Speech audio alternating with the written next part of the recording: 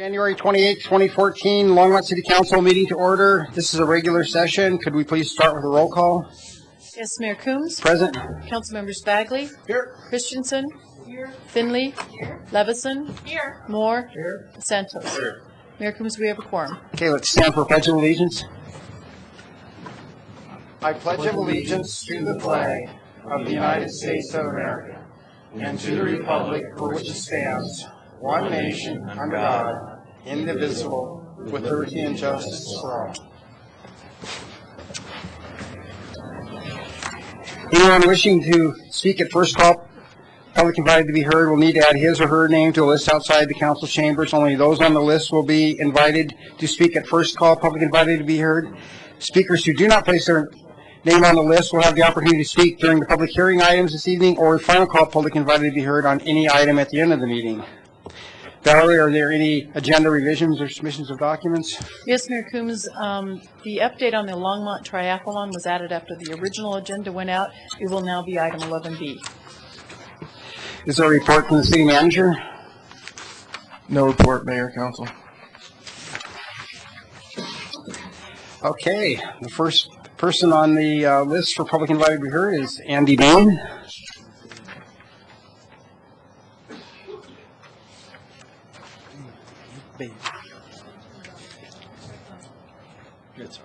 Here we go. Okay. Good evening, Mayor, City Council. My name is Andy Bade. For those of you who don't know me, I'm the current chairman of the Longmont Area Economic Council. I'm here to make a couple points and comments to you. First one I'd like to make is actually an expression of appreciation. You may not be aware, but we have been going through a recruitment process replacing our past president, John Cody.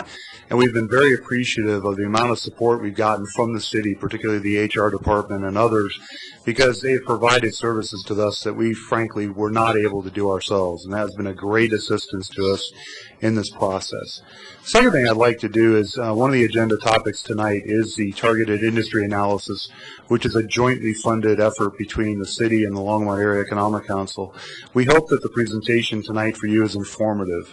The reason we've done this is that I believe very strongly that we have a joint goal between the two organizations, and that goal is to create a very strong economic development engine for the entire community to help all of our citizens have a better opportunity for jobs and other things. And we believe pretty strongly that the idea of going through a target industry analysis, looking at best practices, and looking for things that we can do to improve is a great way to build that engine, regardless of the outcome. And LEEC is firmly engaged and committed to meeting that objective. And the final one is that I'd like to express on behalf of the LEEC board that we look forward to whatever your direction is tonight based on that report, and particularly some of the issues that have been identified in the organization. The organizational issues that are coming up were actually accelerated over and above some pieces of the report, primarily to benefit us. Because as we go through recruiting a president, we want to make sure that we get the right individual in that, and understanding the scope of what might come to LEC is important to us. So we very much are looking forward to your feedback on whatever you decide to do, and to engage with you and to resolve this. In closing, I'd just like to finally say, go Broncos. Thank you. Yep, I heard that. Go Broncos. Rose Chamberlain.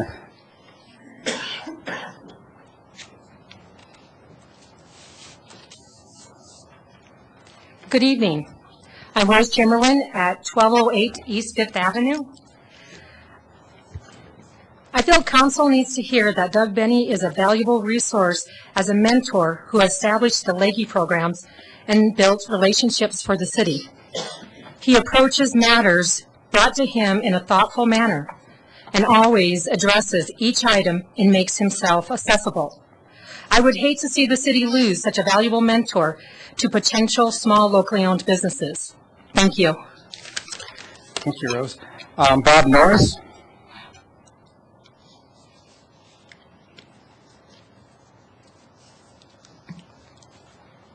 Hello, Mayor, council people. I'm Bob Norris. I live at 532 Ryder Ridge Drive here in Longmont. And I'm here this evening because of one of the consent items, and that's on Senate Bill 5, which has to do with wage theft. An issue that I became quite aware of being involved with Helcomite for the large number of people that come in, 2 to 3 a week at least, that have had some kind of a wage issue. And I know Carmen Ramirez deals with this on a regular basis. This is a national problem. Low-income wage earners, depending on where they work, stand at least a 50% chance every year of not getting all of their pay. Sometimes people aren't paid the last 2 weeks. I know people that haven't been paid for months. Sometimes it's not getting overtime. Sometimes it's not getting the minimum wage. There's a case in Longmont here of where a business didn't increase the minimum wage for several months until it was brought to their attention. So this is just a common problem, and you would think it would be something that we could do something about. The theft of services bill has not proved effective for that. So we have tried to come up with a few ways to address this. We tried with some criminal penalties, and this wasn't very popular with the business community, so we withdrew that. Last year, we had several fixes for the bill for wage theft. And eventually that fell apart. This year, there was a long effort spent with KC and the other business groups down in Denver, and they're either all on board supporting it or neutral. The only ones that are against it is the Restaurant Association. Restaurant Association. So it passed committee last week, 3-2 along party lines, which seems to be the way most things go on down there. It's going to be in front of the Financial Committee in the Senate next week, and we know that it'll pass there. So, and we feel fairly confident in the Senate, but we're not sure what's going to happen in the House.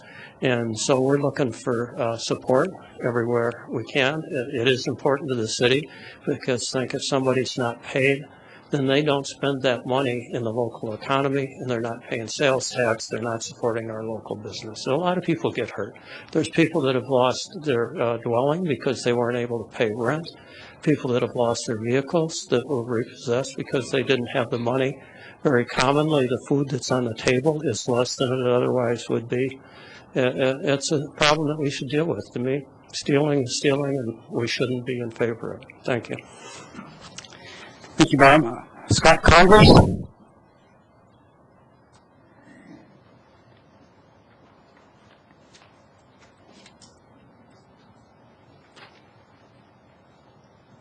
Scott Congress?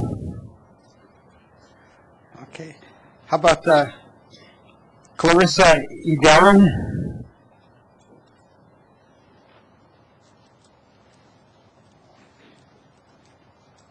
Good evening, Mayor Coombs and members of the council. My name is Clarissa Edelman. I live at 185 Francis Street, Longmont, Colorado. I'm a new business owner. Well, I'm here tonight to express my concern with the possible reorganization of the valuable economic development programs and the elimination of Doug Benny's position.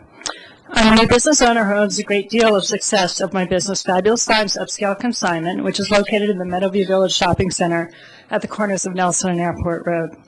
Doug Benny and Longmont Economic Gardening Initiative has been very valuable to me and has helped my business succeed. The programs were very instrumental in launching my business on a sound footing and instilling the confidence to take the great leap of faith to open a brick and mortar business. My business puts hundreds of thousands of dollars back into the local economy with a staff of 15 and consignor payouts to over 6,500 people. Small businesses are the engine of the economy, and Longmont needs the sector of business growth to continue on an upward trend. What Doug has implemented has become a model for other cities and communities, and the reason for this is as follows. Doug's personal approach in his interactions with potential new business owners, existing entrepreneurs, and the other business cultivating resources such as the Small Business Development Center, the Chamber of Commerce, and the myriad of other industry leaders with whom we've had access to their advice and expertise has been invaluable and an asset to the city of Longmont. Doug is well connected and is an expert in getting the proper people together, fast-tracking the daunting process of starting a new business. The ongoing education, facilitation, and support for continued growth of the program should not be overlooked or de-emphasized. I can only hope that should the council decide to relocate LEGI and the other economic vitality programs to the LAEC, they keep Doug on the mix to be able to continue the relationships, messages, and accountability that Longmont is a fabulous city to do business in, and that Longmont will continue to support the small business community and its fledgling startups. Remember, we don't only need to recruit other companies to come into Longmont, we need to cultivate and grow our own and plant the seeds of entrepreneurism in our youth and our student populations. I thank you for your time, and I hope Council understands the ramifications of the unexpected change on the future growth of new businesses in the city of Longmont. I'm also here to read a statement from another business owner, Greg Milsek, who's the owner of Happy Hands Creative Art Studio, located at 2317 West 17th Avenue, Unit C, on the North River. He was unable to attend today because he had to teach a class, but he resides at 407 Ridgeon Drive in Longmont. And he states as follows: I'm writing because of the disappointing news that Doug Benny is being replaced. Doug was an integral part of helping my business get off the ground. The information and guidance that he provided have and still are a great resource to my studio. The programs he built and nurtured for the Longmont Economic Gardening Initiative are valuable assets to the businesses that have begun during his employment with the city. Having worked with the SBDC programs, I will attest that Longmont has great program in place. To replace the homegrown influence with an outside source is almost incomprehensible. Our town's businesses are based on community. When the business community loses an integral part such as Doug Benny, it weakens the structure. Excuse me, Clarice. Yeah, Yes, sir. your 3 minutes is up, so you can't Okay, speak. I thought I was, speaking Well, for another person, but I that's appreciate actually all I had to say, so. Thank you. Yeah. Clarissa, you could turn in that speech to Valerie. Richard,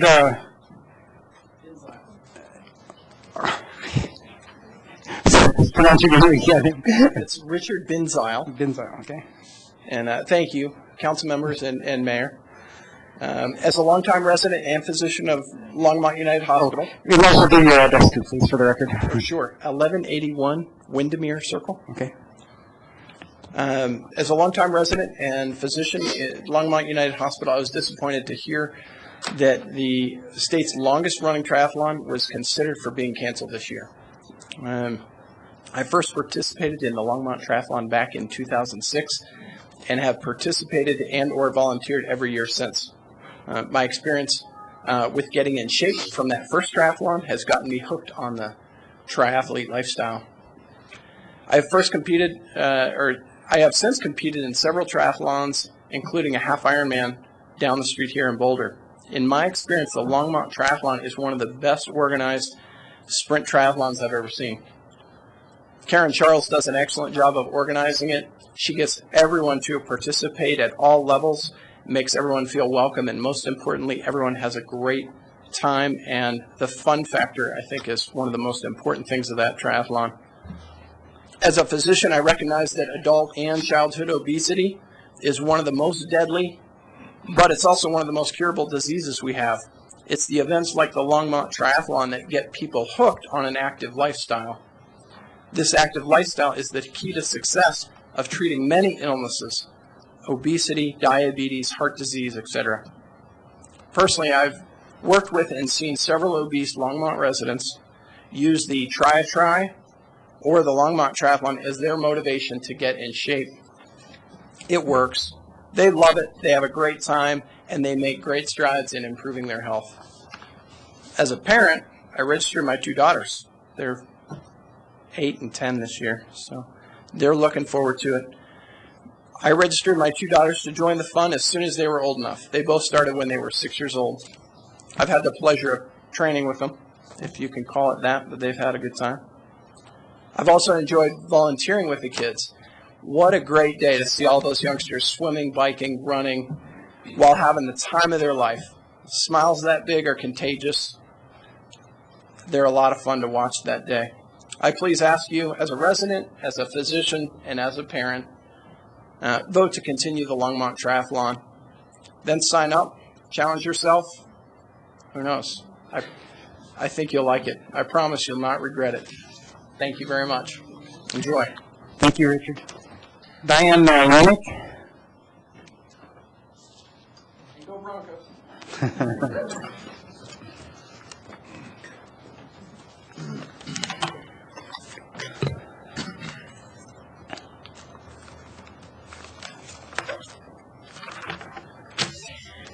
Okay, now I'm ready. Go. Good evening, Mayor Coombs, council members. I'm Diane Renicky, 19 Denver Way, Longmont.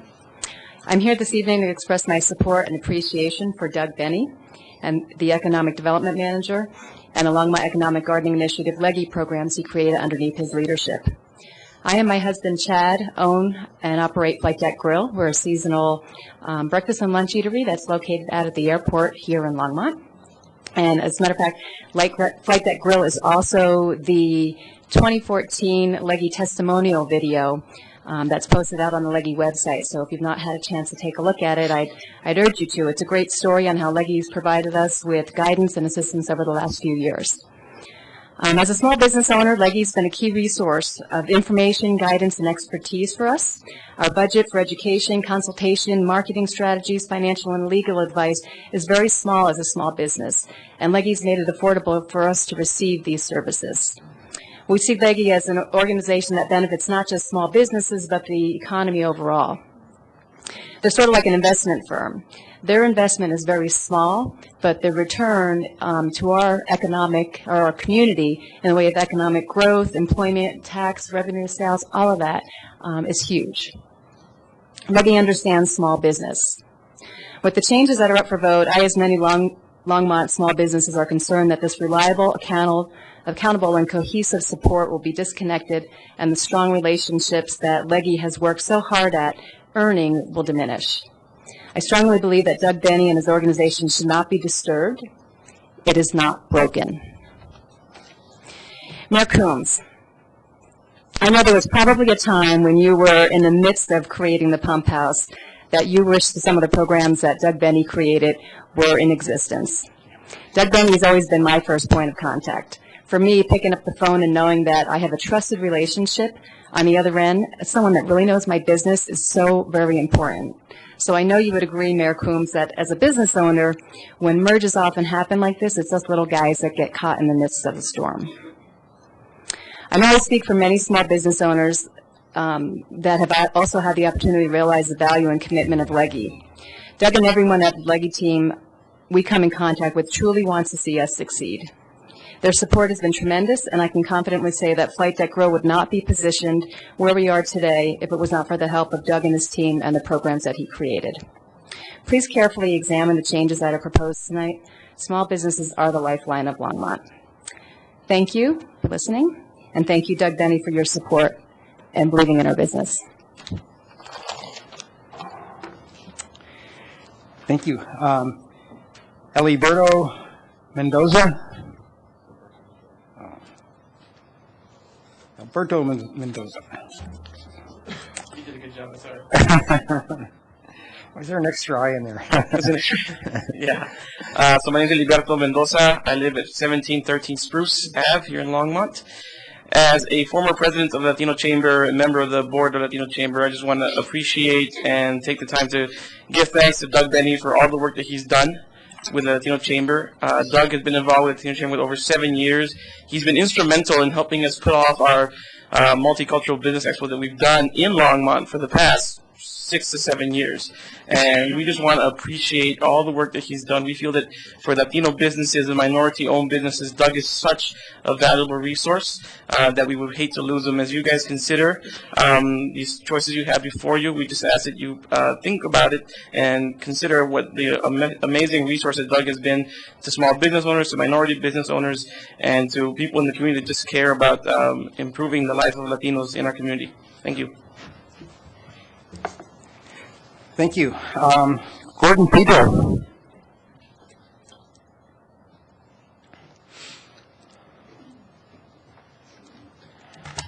Evening, Mayor and Council. Gordon Pedro, 2639 Falcon Drive. I'm here to speak on Agenda Item 11A. Economic development is one of the most critical roles that the city has in providing for our community's future. A continuous improvement organization always has to be prepared to make changes when necessary to get better outcomes. However, changes should be based on data and sound analysis in order to support the improvements. Unfortunately, tonight, I believe you're being asked to make some decisions without appropriate analysis and assessment. And I need to go through just several things very quickly. I know 3 minutes is not very long. So the consultants basically are recommending that you, without a thorough analysis of either the city's economic development strengths, weaknesses, and performance over the past few years, nor LAC's strengths, weaknesses, and performances in recent contracts.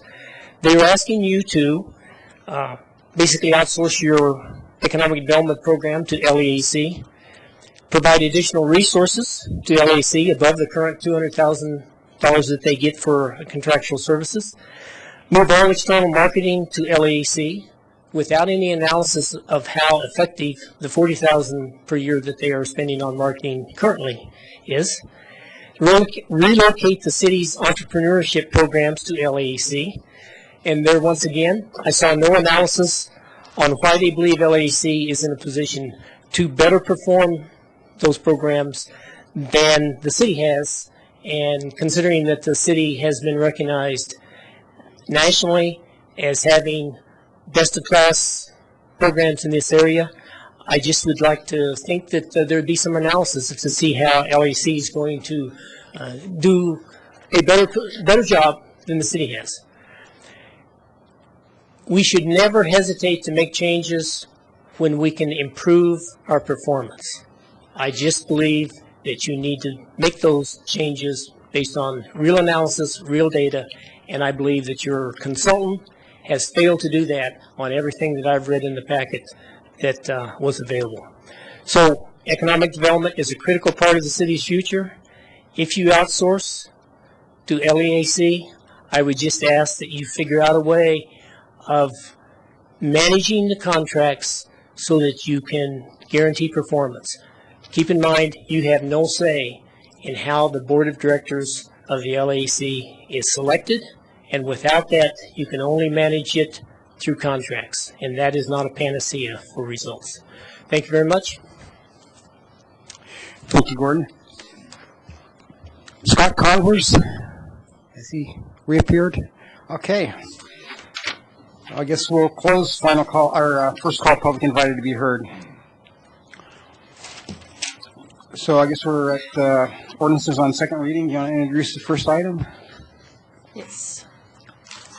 Mayor Coombs, your first item is presentation of recommendations for the 2014 Community Development, Home, and Affordable Housing Funding and public hearing for citizen input regarding proposed funding. Kathy Fedler is here to make a presentation. Good evening, Mayor and Council. Kathy Fedler, Community Development Block Grant Coordinator. And tonight I'm here to finally present to you the 2014 Action Plan recommendations from the Housing and Human Services Advisory Board.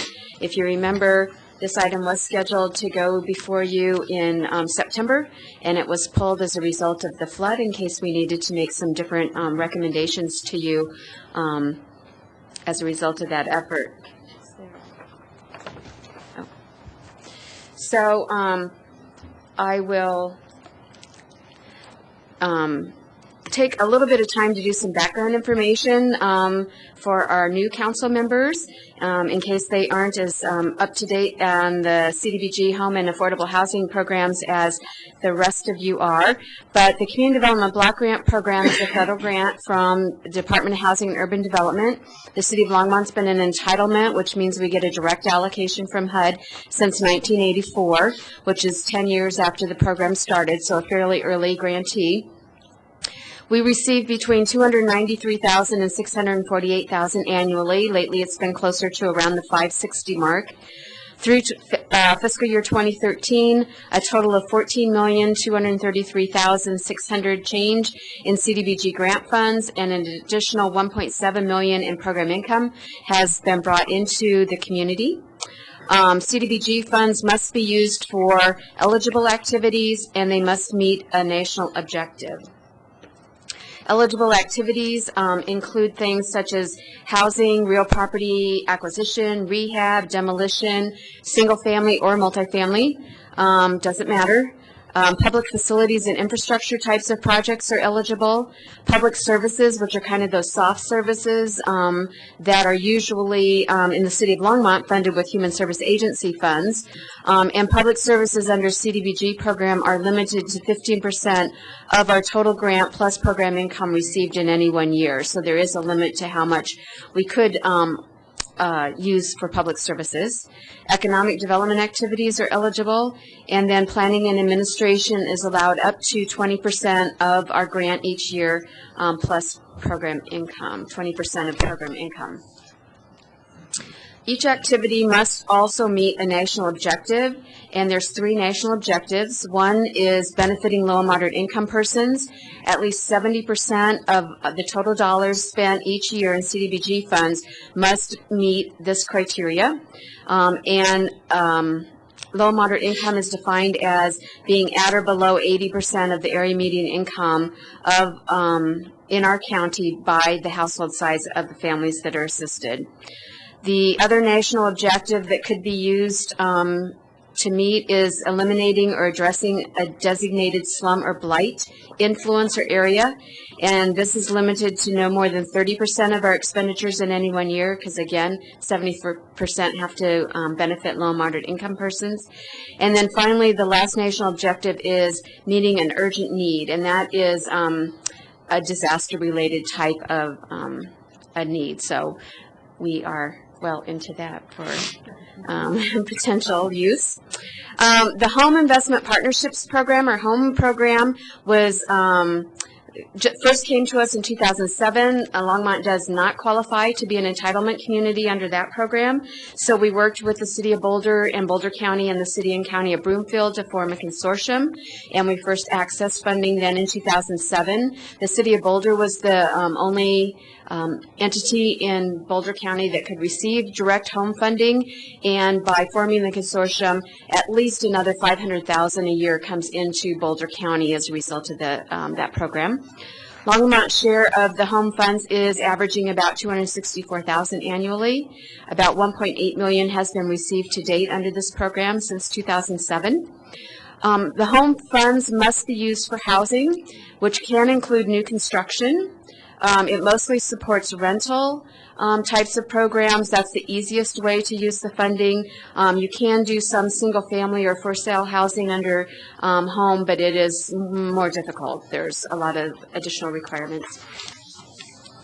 And then finally, the Affordable Housing Fund is our local pot of money. It was created by City Council in 1995, specifically to receive funds contributed from developers making payments in lieu of providing the then required affordable housing on site. Also, this general fund contributed to the Affordable Housing Fund, and Council also allocated a few other pots of money into that fund. Funds are loaned to developers and or housing authorities to expand affordable housing opportunities in Longmont. Funds must be leveraged with other public or private funds. They must be repaid and revolve into the fund so they can be loaned again, and must be used to meet a community housing need. About $8.6 million has been received to date, either through direct funding or through the revolved loan funds coming back in.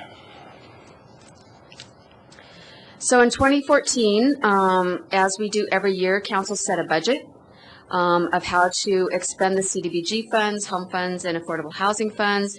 We took competitive applications in the different areas of housing, neighborhood revitalization, economic development, etc., and then receive the applications in. We have a technical review group that looks at all the affordable housing applications that we received for the more technical kinds of aspects.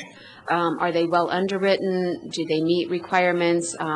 Is it a viable project kind of thing? And then the Housing and Human Services Advisory Board takes the TRG recommendations as well as the economic development and the non-housing applications and does a hearing around all the applicants and then makes funding recommendations to y'all. So that's what I'm here to present tonight. I did point out in the communication that the recommendations align, especially for CDBG, fairly well with what you budgeted. So I think like 5% of the CDBG funds were budgeted for housing, and 57% of the funds are being recommended for housing. Shown up here and in your packet is the funding that is being recommended by program. So recommending to continue the down payment assistance program with funding coming from our revolving program income. So it wouldn't be a new allocation to that program, but we have still quite a bit of program income dedicated for down payment assistance. And we actually processed, I know this will sound like a lot, but 3 loans in 2013, which was up from none in 2012. So I think there's an increase in interest in the down payment assistance program. It's continuing to fund the residential rehab programs, which are made up of general rehab, architectural barrier removal, and emergency grant in the amounts that are shown on your packet and on the slide. Continuing to fund the housing counseling program, which provides foreclosure prevention, budgeting, homeownership, new homeownership counseling, financial assistance, etc. So it's really a comprehensive provision of services in Longmont under that housing counseling program.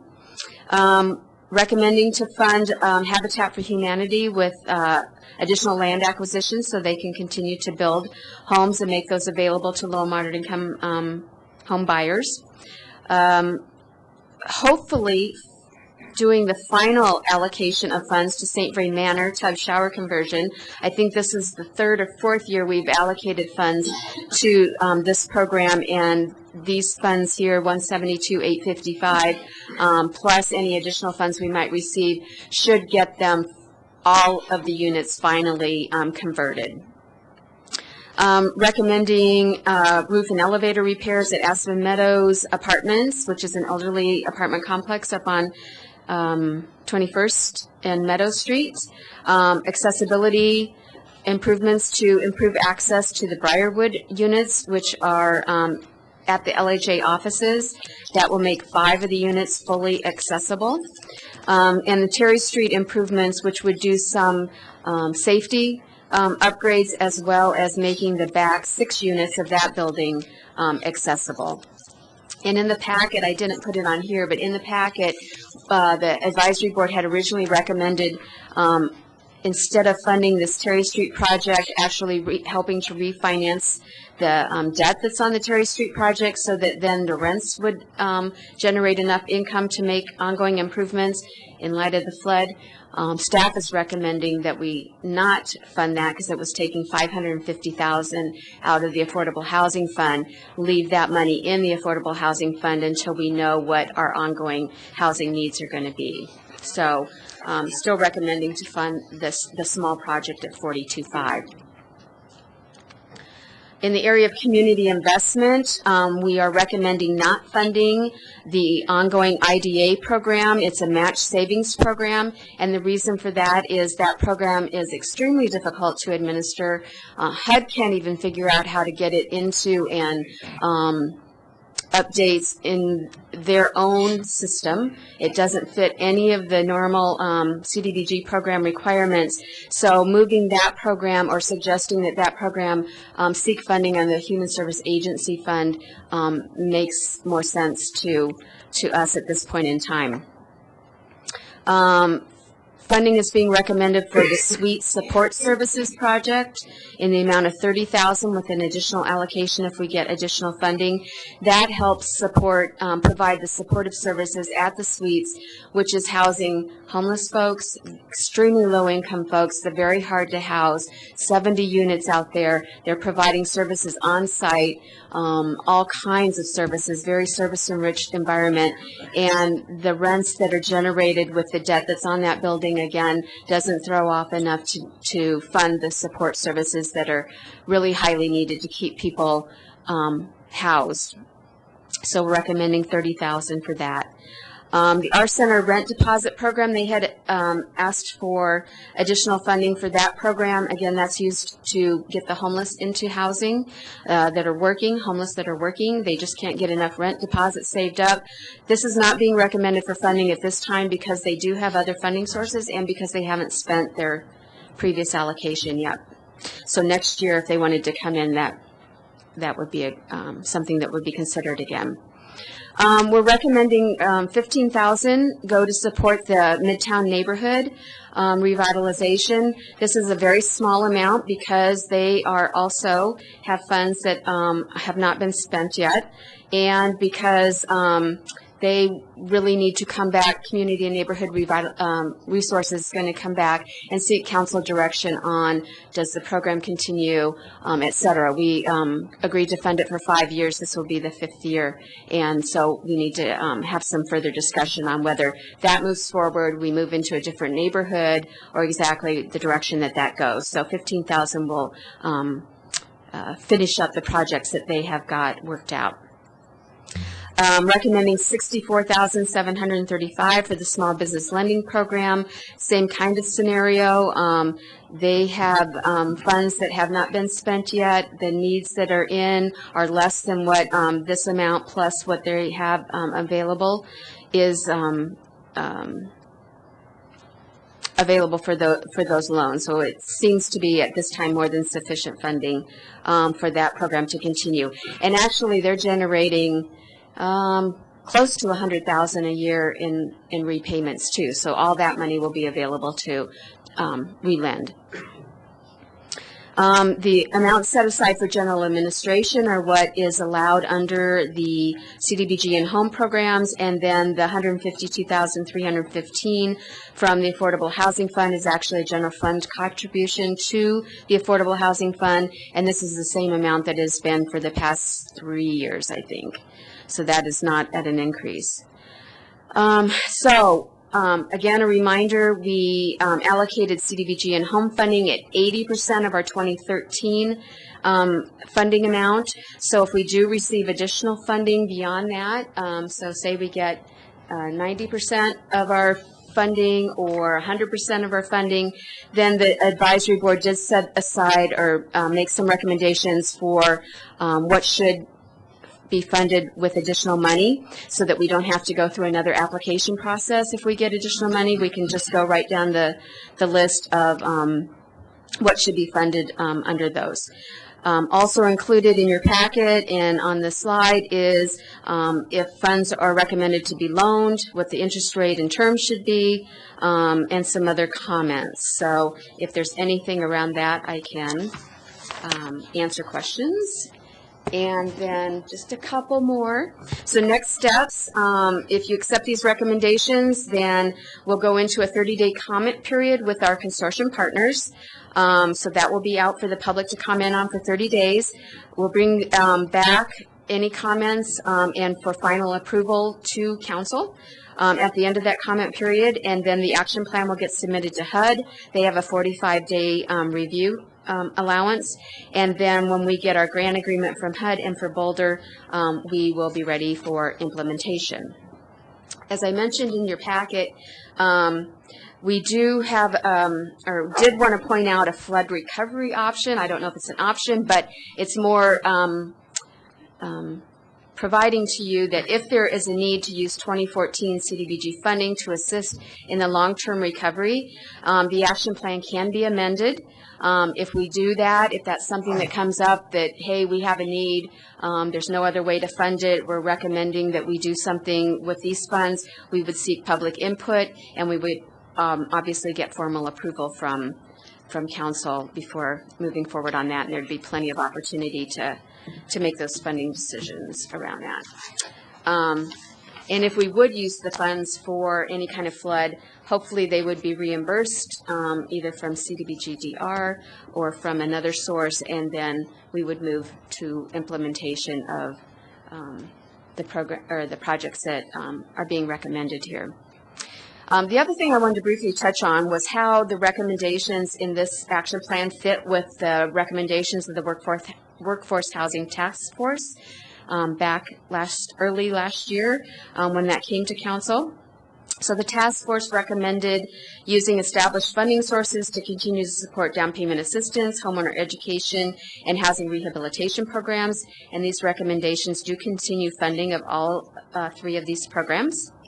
The task force recommended supporting the preservation of existing rental housing stock, particularly multifamily rental units, focusing on minimizing the loss of existing rental housing for lower income wage earners. And this recommendation does support funding to preserve, maintain, improve multifamily rental housing. And they also recommended continuing loan programs to support nonprofit housing providers. And again, this recommendation does provide loans to nonprofit housing providers to support existing rental housing developments and create new home purchase opportunities for low-wage workers. Just in case you were wondering, the next steps on the Workforce Housing Task Force recommendations are to bring Council Members Christensen and Moore up to date on the report and the recommendations of the task force. So I will be working to schedule an orientation with them and go over the report and the recommendations and answer any questions they might have. We agreed to conduct best practices research that would help better define how and what some of the recommendations could look like in practice and provide options for funding the Affordable Housing Fund, which was the primary recommendation of the task force, and then bring back that research to council for discussion and direction on or around the end of June is what I'm looking at this point. I may be able to push that forward, but with all the things that's going on with the flood and CDBG-DR, once we get a handle on CDBG-DR, this maybe could be accelerated. So, but that's kind of what I'm looking for at this point in time. So, at this point, I will stop talking, and I'd be happy to answer any questions, or you can move into the public hearing. Councilmember Levison. Thank you, Mayor Coombs. Kathy, I remember, I can't remember what year it was, but a while back when we were talking about the allocation of the new builds for affordable housing, we noted that there was really nothing in the affordable housing program, owner-occupied, that was west of Airport Road. So I know we had recommended at one point that we designate affordable housing funds so that we could spur some affordable home ownership opportunities, certainly west of Hoover and west of Airport Road, because there was lack thereof. So is there a way that we can effectively work with Habitat to get some affordable homes built on the west side of town? Mayor Coombs and Councilmember Levison, I think that's an option. It will cost more because land costs more. They really are driven by land costs of where they, what they can negotiate, what they can acquire. I'm sure over the next several years it's going to be more difficult to get land than what it has been the past several years with the change in the housing market. But absolutely, that's something we could, if that's a recommendation of the council, that we could move forward with. It will cost more. We'll have to do a heavier subsidy of lot prices. Well, and I'm just wondering, there's also competition for infill lots as well that are in hot areas that are walkable to downtown. So I don't know whether or not, as part of this overview, if there had been any work to see what the cost variation is for lots, because it really doesn't do us very much good to have Habitat restricted geographically where they're working in the city to just, a certain small amount of area where they might be able to acquire a lot that might have been subdivided out or whatever, because, families want to be able to have affordable prices all over town. So my recommendation is that we should at least get some idea of possibility of where those new projects could happen. And then the other question I had was the issue on page 8 of our packet around the economic development budget part. Is the loan program you're talking about the Colorado Enterprise Fund? That's the contractor that we contract with. Mm-hmm. What would be the advantage for the contractor to simply be administrating funding when I mean, we still have Doug Benny, at least maybe for a little while more, but how would we look at that $20,000 to be able to market people to get into reasonable loans and to help the small business community, and also to identify if it is an option for them to fit those parameters of CDBG, to have that whole spectrum presented to them? Couldn't we do that? I mean, instead of not having them do the loan program anymore, just simply, why would we pay them $20,000 just to market their own program? Would that? I guess it would. I don't know what the sense of that is. So can you explain it to me? Mayor Coombs and Councilmember Levison. So it would be, yes, it would be marketing their own program, but it would be specifically in Longmont. It would continue to provide capital and loan funds in Longmont. We just wouldn't be providing that with CDBG funds. It does ease the administrative burden, so they could potentially do more because they don't have to then track necessarily getting all the businesses to put in their job requirements, tracking their DUNS numbers and making sure they get DUNS numbers, which for some reason really is very Can you tell me what that acronym is? You don't know. It's okay. We could make something up. Yeah, it's tied to the Dun and Bradstreet thing. Okay. It's a special identifier that the federal government requires of any business that you give federal funds to now. So it eases the administrative requirements that on them in administering CDBG loaned funds. So once all of the loans that we have that we funded with CDBG, once all of those pay back, then they'll be exempt from any further requirements, and it would start new then with new capital that would be non-CDBG. So there wouldn't be the low-income requirement, there wouldn't be the income certification requirement that they would have to do on all household members, not just on the loan applicant, which is very burdensome to the business. It really provides additional benefit to the business owner as well, which would be a local business. And it brings additional funding in here into Longmont without spending a significant amount of CDBG funds for that. So I think for $20,000, you could, since they'd be bringing in their loan funds, there may be an ability to do some negotiation on what all that would include. But they currently do most of the outreach and the marketing of the program, all of the follow-up. They keep Doug and I informed of what's going on, and Doug does go out and do some of that also. But CEF is primarily doing the marketing and outreach and loan application processing, et cetera, underwriting and everything.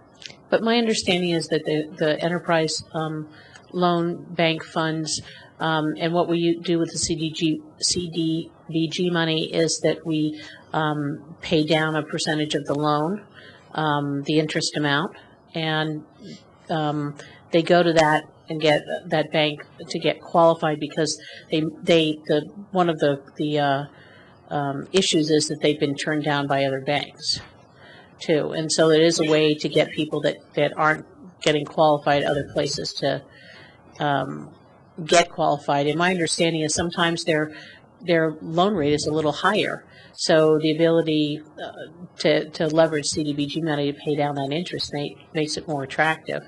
And I guess what I'm thinking is that I don't want to lose the ability to do job creation in that income range with our CDBG money, because I think that's basically it's teaching somebody to fish and not providing them with the fish for their daily meal.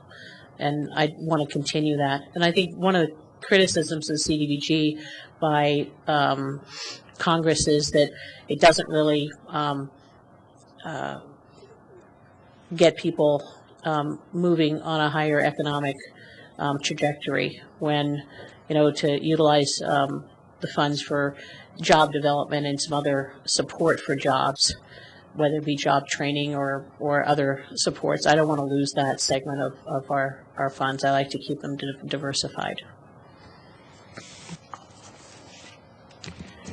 Any other questions for Kathy?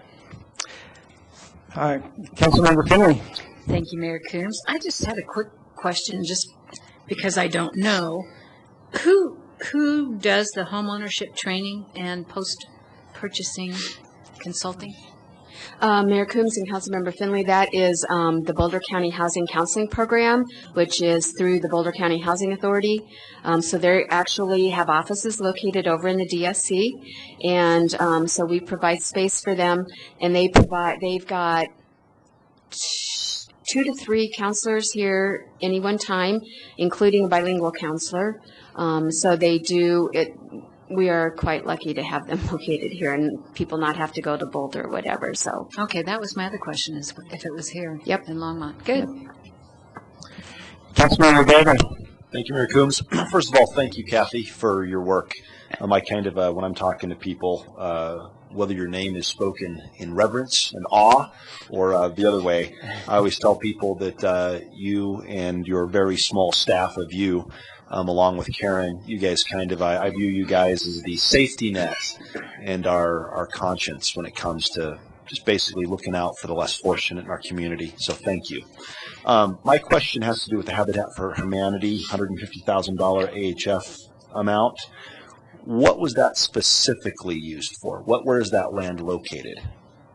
Mayor Coombs and Councilmember Bagley, I think at this point they didn't have a specific location.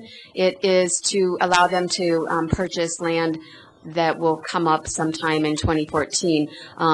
They may be, or at one time they were negotiating for more land down where they're building their next build site down at Southmore Park area, but I don't know if that will go through or not, or but they would be able to purchase anywhere. The reason I ask, okay, all right, fair enough. So my question, maybe I'm making an assumption because I'm not very involved with Habitat for Humanity. I look at the Longmont Housing Authority, Aspen Meadows Roof and Elevator Project, or the Terry Street apartment improvements. I've had the opportunity to be out and see these locations, and I can see the 42.5 and 157,000, and I think, we're really leveraging our funds. Every dollar is going to impact, hundreds of residents who are in need and less fortunate and really need our help. My concern is that the 150,000 that we're giving Habitat for Humanity, and I'm asking, my overall question is my assumption correct? Are we getting less bang for our buck?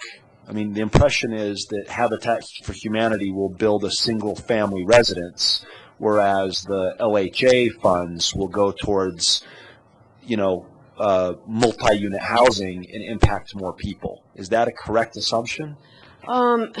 Mayor Coombs and Councilmember Bagley, the Habitat for Humanity has moved into a more of a townhome approach. So they, for the past several years, have not been doing the single-family home by itself, detached, I guess you'd call it. So they're doing attached products. So we are getting more bang from the buck from the standpoint that instead of maybe getting 4 or 5 homes, we're now getting 7, 8, 9, 10 homes. Okay, well, How many you can fit in there. But yeah, it definitely costs more to provide single-family for-sale housing than it does to do rental housing on a per-unit basis. Okay, I guess I'm not going to make a motion, but just expressing my opinion to influence the overall debate and culture of the city would be, that's great that we're donating to Habitat for Humanity, but anytime we can leverage dollars to impact as many people as possible who need housing, it takes.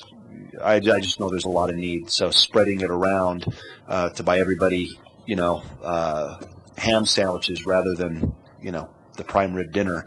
I just want to make sure that we're leveraging our funds. And the reason I'm not going to question or vote is I've been able to sit for 2 years and watch what you guys do, and I'm very impressed with your work. So once again, thank you very much.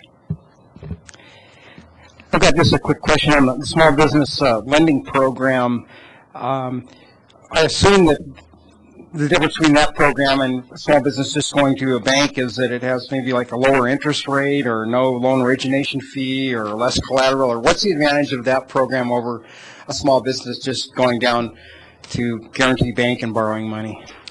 So Mayor Coombs, all of the funds that are, all the businesses that are assisted under the Small Business Lending Program are not bankable, so they have been turned down by a bank already. Not always is the interest rate lower than a bank.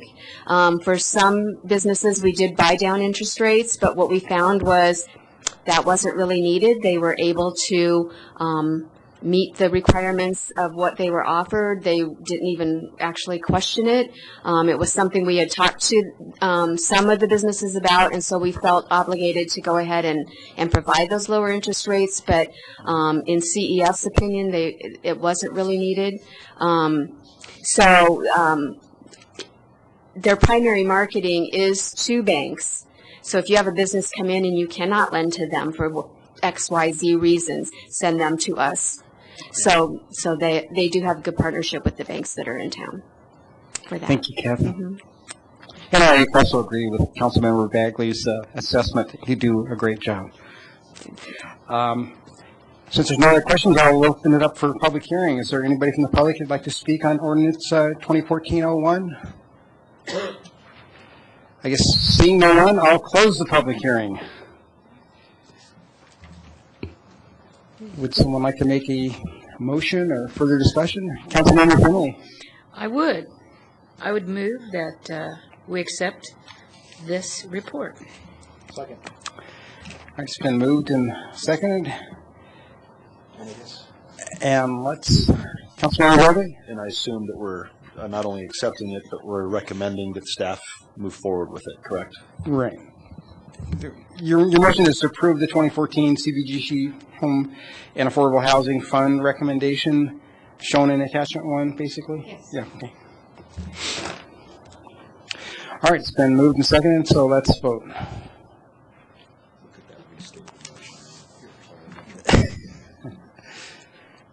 Passes 7-0.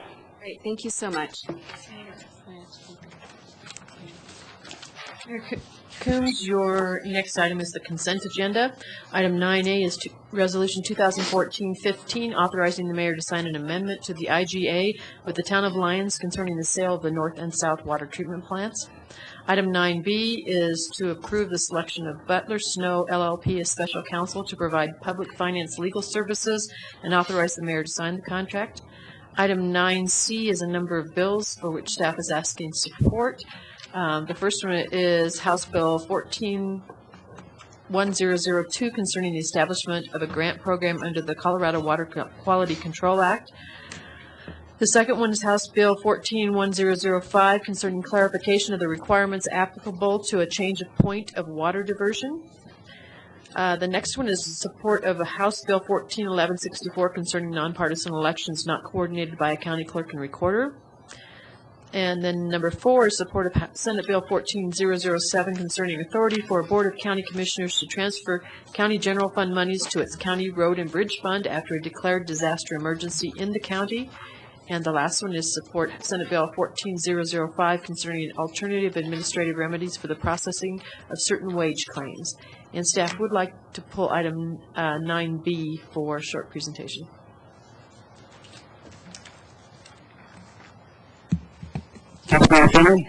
Thank you, Mayor Coombs. I'd like to move the consent agenda minus 9B. Second. Okay. Let's vote.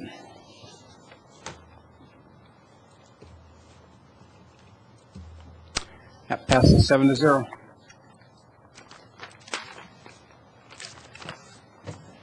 Mayor Coombs, item 9B is the Butler Snow contract for special counsel services, and Eugene May will make this presentation.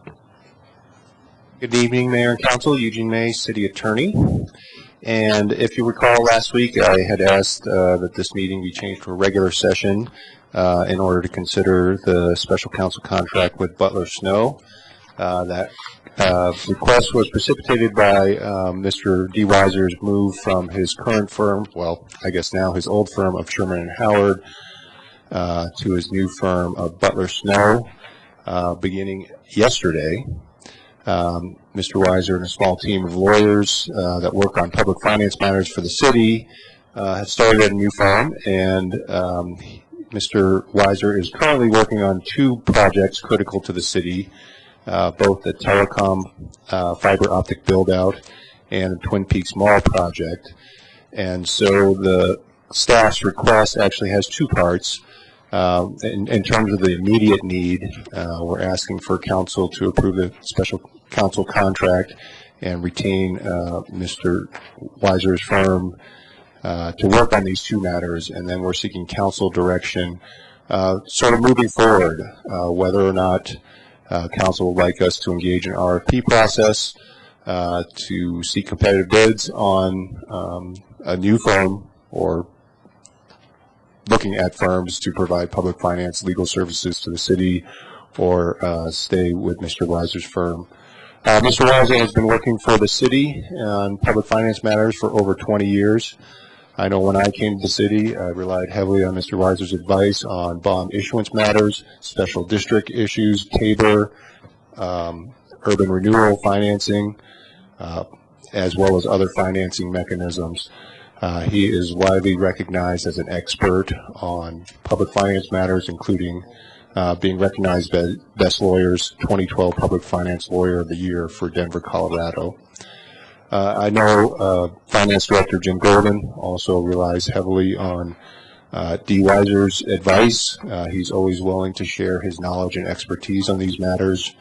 And we have also consulted with the city's financial advisor, Jim Manier, regarding the competitive marketplace for these types of services. And Mr. Manier, based on his experience with a number of these financing transactions, has opined that Mr. Weiser's firm and his fee schedule are competitive with the marketplace. There's one housekeeping measure on the special counsel contract. Mr. Weiser requested that we delete the city's auto liability insurance requirement from our contract. We consulted with our risk manager. We think that this is an appropriate modification to the contract because providing legal services doesn't really involve an automobile. You sit at your computer, you talk on the phone, and send emails. So with that, I'm happy to take questions. Mr. Weiser is here to answer any questions you may have on his transition. And, you know, we have two parts. One is the immediate need to retain Mr. Weiser on the fiber optic build out in Twin Peaks Mall, and then council direction moving forward. Councilmember Robinson. Thank you. When's the last time we sent any of these services, either financial advisor or bond counsel services, out for RFP? My understanding is Jim will answer Jim that will question. answer that. All knowing, all Mayor seeing. Coombs, members of council, Jim Golden, Director of Finance. The financial advisor contract was just put out to bid about 3 years ago, I believe. It's been probably since about 1995 or 6 that we put out or went under a new contract with Sherman and Howard, I guess. I think at that point we may have gotten competitive bids on that, but I'm not sure. I think since we haven't done it since '95, be a good idea.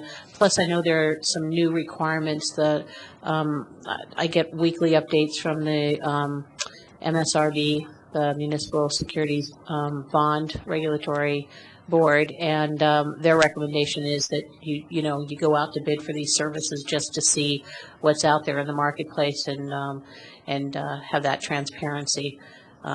And then look at, rates, what people offer, and make sure we're following all those recommended requirements that MSRB has been working to improve. So I would like to see us go out to bid on it again and make sure we're getting what we need to.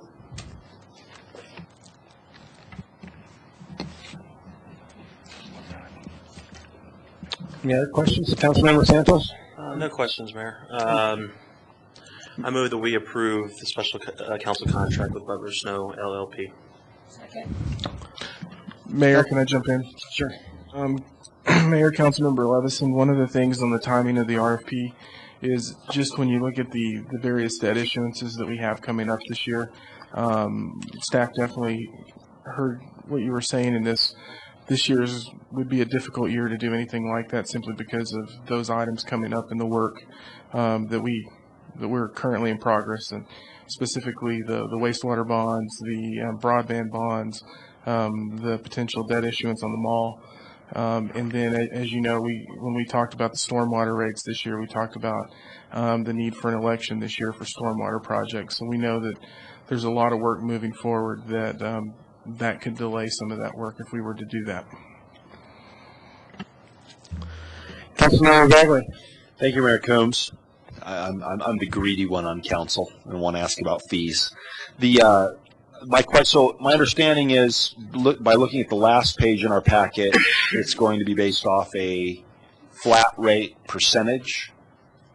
And so my only question is this in line with the market? Have we checked? Do we know? Mayor and council, we believe it is in line with the market. We have asked that specific question to our financial advisor, Jim Manier. He does a number of debt issuance, public financing transactions.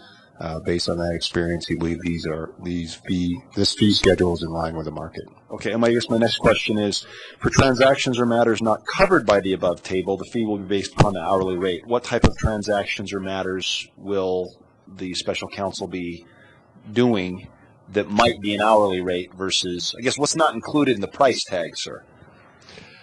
D. Weiser with Butler Snow. Thank you, Councilman, for the question. The only circumstance in my recent memory that's been on an hourly rate basis was the negotiation of the development agreement for the Twin Peaks Mall, because that wasn't strictly a bond transaction, although there'll be a bond financing at the end of the road there. But it's been a long time since we, I think, done anything strictly on an hourly rate basis. While I'm here at the microphone, I might also mention that the fee schedule that you're seeing there in the special contract, special counsel contract, does not change from what it was formerly at my prior firm. So there's no increase in cost as a result of this change. Perfect. Thank you very much. Councilmember Levison. Thank you. My assumption was we'd get through this clump of bond issues and then we'd send it out for an RFP, because otherwise there's always going to be some new bond issue that comes up. We haven't done it since 1995. I think it's about time. And you know, seeing Mr. Weiser's smiling face, I think he has great confidence that, you know, he will still come up on top. So I just think it's a good idea, especially since there is additional scrutiny on financial issues right now, and making sure there's better transparency. So my recommendation, I guess we have a motion on the table already, so I think we can vote on that, and then I'll make another one. So to be clear, the motion on the table is to approve the special counsel contract with Butler Snow LLP, and we're not dealing with the second recommendation at this point. That was the one I made. Okay, that's right. Just want to clarify that. Great, it's been moved and seconded. Let's vote. Okay, that passes 7-0. Councilmember Santos. Thank you. Eugene, what's the second action you were looking to make? Mayor and council, we're looking for direction as to the scope of services, whether it would be targeted at the existing and, I guess, near future. I wasn't thinking about those, but the sewer and stormwater, I think, are on the near horizon, or to retain Butler Snow on an ongoing basis, or to go for RFP after the initial, I guess, those items that are on the calendar for this year. I'll be more accurate for. How long are we talking? So what do we need for stormwater, everything? So what time frame are we talking? So are we until those items are settled? You know, as a famous president says, you don't change horses midstream. Yeah. So I think what we're looking at, the items that we have at hand now, would be the wastewater bonds, the broadband, the mall, and the stormwater discussion that's coming up. Those are the four that will hit this year. This year? Yes, we're working on 3 of them now. The only one that we're not working on would be the stormwater. We have to bring that back to council and ask for an election on that issue. So that would be the 4th that we would add if it's approved by the citizens of our community. But the work starts with the election. So I move that we keep the special counsel for those 4 items, and then go to our, bring back to council discussion regarding an RFP for special counsel after those items are settled. That's the motion.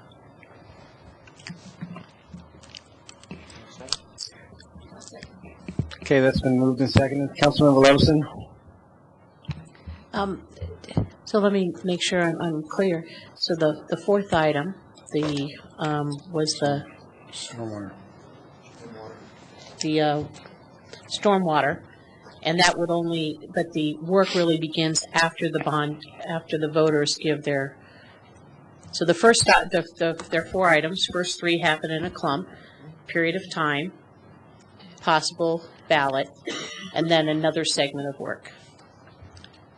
So, Mayor, members of council, the work actually begins with the crafting of the ballot language. We actually do use the bond counsel for that purpose. And so, but what time period? I mean, once it happens, then, again, we'll be in midstream of some other bond issue happening. And so, are we looking at January 2015? At that point, it will be 20 years since we have had a competitive bidding process for these services. So when we look at the stormwater issue and what's at hand, we are having discussions internally with staff right now in terms of potential timing. Based on the need that exists as a result of the flood, we were actually going to bring this to council in a couple of meetings, but we were looking somewhere in the neighborhood of April, May, June timeframe in terms of the need for an election. 2014. And then issuing as quickly as we possibly can so we can pursue the work associated with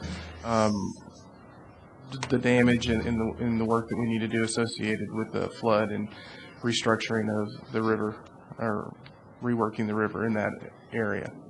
But you're also then talking that it would be, I don't know, we passed the broadband stuff, and here it is quite a while later. So it looks like, conceivably, we could have an excuse never to send this out to bid because we'll always be in the middle of something.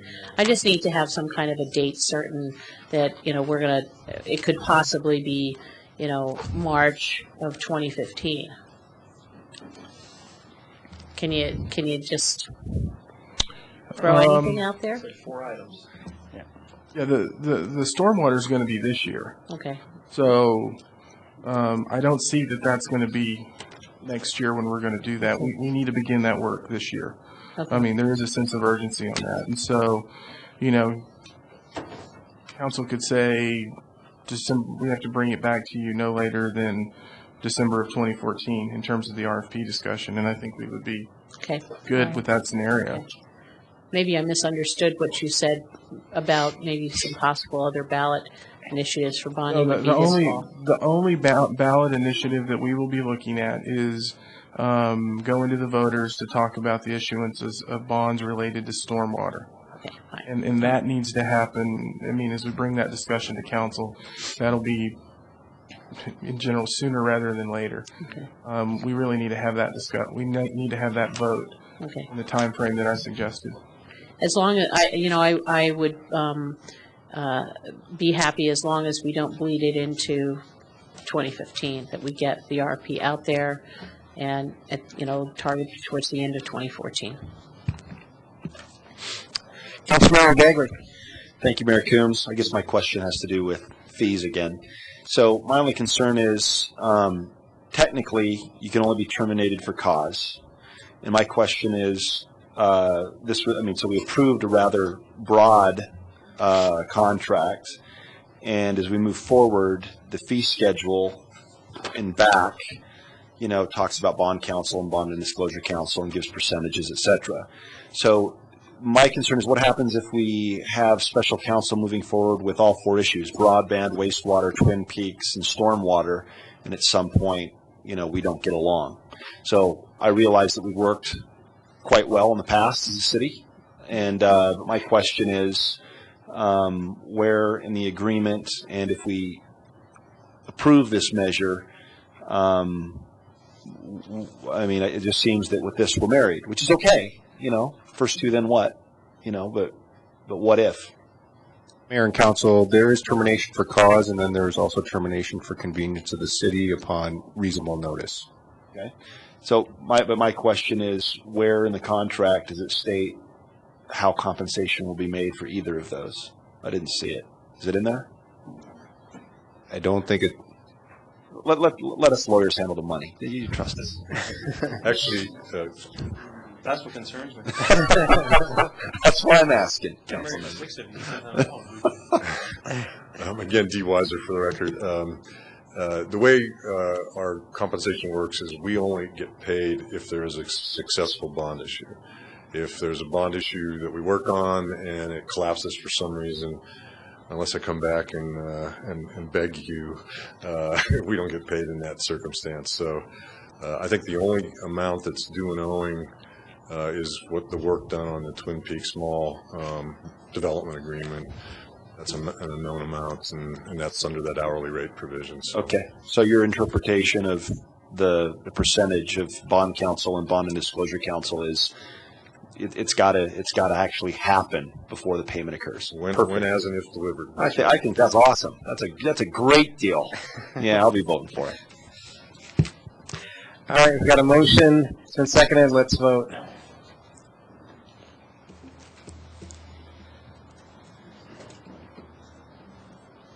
That passes 7-0.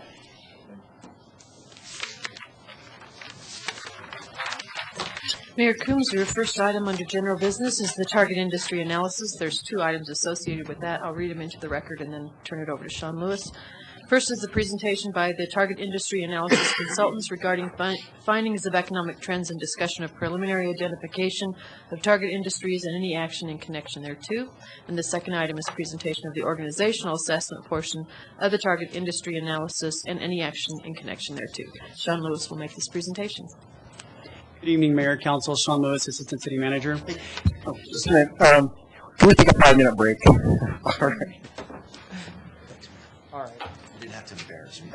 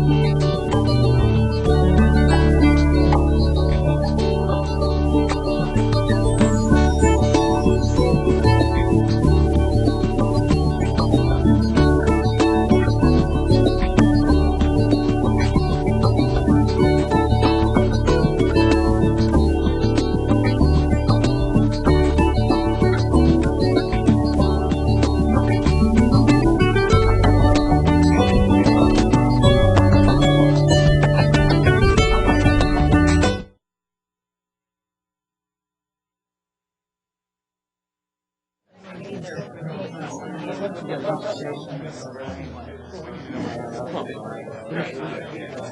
Brian, your daughter. I tried to send it to you. She is. That is so cool. That's one of my favorite.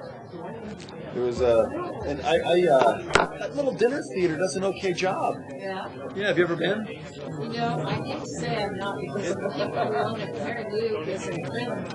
You know, long, long time. Is she married to Scott? Yes. I was very impressed. You know, just like, I mean, just in general. It was entertaining. Pretty good. Scott's pretty good too. Okay, can we come back to order and start the meeting again?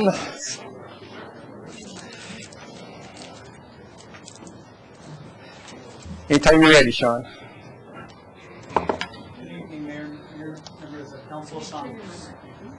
Good evening, Mayor, members of council, Sean Lewis, Assistant City Manager, and thank you for the break.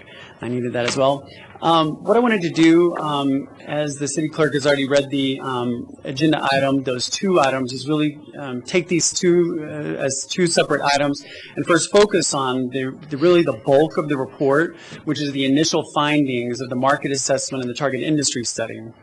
But before we really launch into that, I was rightly reminded yesterday by one of our newly elected council members that they have not been exposed to this scope of work that really created this and some of the background on how we came about to do this. So I thought I would start by spending a little bit of time both for them as well as a reminder for all of you and just public information for those in attendance who may be wondering how we got here. So the first thing that we did when we began the discussion of why we need this, which I believe is the next slide, is we issued an RFP, so a request for proposals from qualified vendors to do a target industry analysis and to get the consulting firm. So in September, LAEC decided to provide financial commitment to this analysis, which really helped kind of make the finances work for this. We had a panel interview that was conducted with the city's economic development staff, many of them, the Chamber of Commerce, LDDA, and LAEC reps, as well as Mayor Coombs serving on that panel. In October, council awarded that contract. We talked a lot about the scope of work at that time with you all, and then in November, Avalanche really kind of started in earnest on the project. So as far as that specific scope of work, there are really four major components to what we're doing. And so what I've done is just put the ones that are already underway in red so that you kind of know where we're at, and then I think the consultant also has a graphic kind of showing where we're at as well. But the first major component was the market assessment, and so you'll see tonight some of the initial findings of that. We're looking at our demographics, our business climate, economic base, entrepreneurial activity, workforce, etc. And then the overall strengths, weaknesses, and threats related to economic development. So that's not per organization, that's for the whole community. How are we as a community positioned for economic development? And then lastly, that hasn't been started yet, but capital attraction, giving us strategies for how to attract capital, including recommendations for doing that. And so the second scope of work, this is, again, a four-part project, is the target industry analysis. So the market assessment must come first before you can really dig into what are our targets going to be. You have to understand the market. So here they were analyzing and have been local and benchmark city economic development data, occupational analysis, and all relevant data sets, which is literally hundreds of data sets from many different sources. And you're just going to see a snapshot of that tonight, some of the preliminary findings. And so that goes into that target industry marketing recommendations. They'll also be including target industry real estate requirements, as well as recommendations for advanced brand airport and for regional industry attraction. So again, this is straight out of the contract and the scope of work. The third part, which again has begun in the form of the organizational assessment, is to develop an implementation plan for goals and strategies, which include the following for each goal and strategy. We wanted the consultant to really help us identify, for a really action-oriented implementation plan, identify the resources that are going to be needed to pull it off, the time frame for when they think that it should be done, and then performance measures. How are we going to know that we're successful in this? And then to identify the lead agencies and any partners that may be associated with each of these different parts. So this is a continuation of three. So we wanted all of those components included for these 5 categories of topics. So the strategies that we were looking for in this implementation plan are, first of all, to enhance recruitment, retention, and expansion efforts aimed at primary employers. Secondly, improve the business climate of the community, strategies for how to improve the business climate, which is really a function of the city of Longmont as much as anyone. And then increase opportunities for entrepreneurship. Of course, as you know, Lynn is not an organization that's active anymore, so that may be a hole in our economic development offerings. So we wanted them to look at that. And then this next one, optimize effectiveness and efficiency through better coordination between economic development partners and improved organizational structures within the economic development efforts of Longmont, the city's efforts, as well as the Longmont Area Economic Council. So not necessarily looking at how we coordinate as a partnership, but specifically digging into the relationship and the coordination and possible overlap between the city and the LAC. And then last but not least, revise and create consistent and effective incentive policies for recruitment, retention, and expansion of primary, as well as for retail and downtown businesses. And then the last portion, which is not yet begun yet, is the reverse site selection. And this is a process where actually a third party will come in that they have contracted with and actually be a mock industry that's looking to move to Longmont. And we will respond to that in our normal fashion, and then they will judge us on how well we respond and give us recommendations on how we can strengthen our response to those to that site selection process. So why is this important? There are a lot of things that went into this, but I want to touch on a few. Longmont has historically used Metro Denver's target industry list. So we know that Metro Denver is very different from Longmont. Longmont is one of 3 standalone cities in the Metro Denver, which makes us unique. And also, particularly as times have changed, I think some of those differences have even become more apparent. So can we continue to rely on Metro Denver as a really a reliable source for what we should really be going after and targeting? The opinion of the LEC and the city is no, we should really kind of do our own assessment of that. Next, opinions differ widely about what businesses Longmont should pursue. So there's a lot of different debate among the community with regard to that, and really what that difference of opinion between organizations and different individuals without really a unified vision, it creates a shotgun approach to economic development instead of more of a rifle approach for both primary and non-primary recruitment. So things done by the city and things done by LEC. Next, you may remember that over the summer and throughout most of this year, we've been undergoing in the Economic Development Department an organizational improvement plan. And that plan did extensive surveying and focus groups of our employees to determine what areas of our operations need to be improved.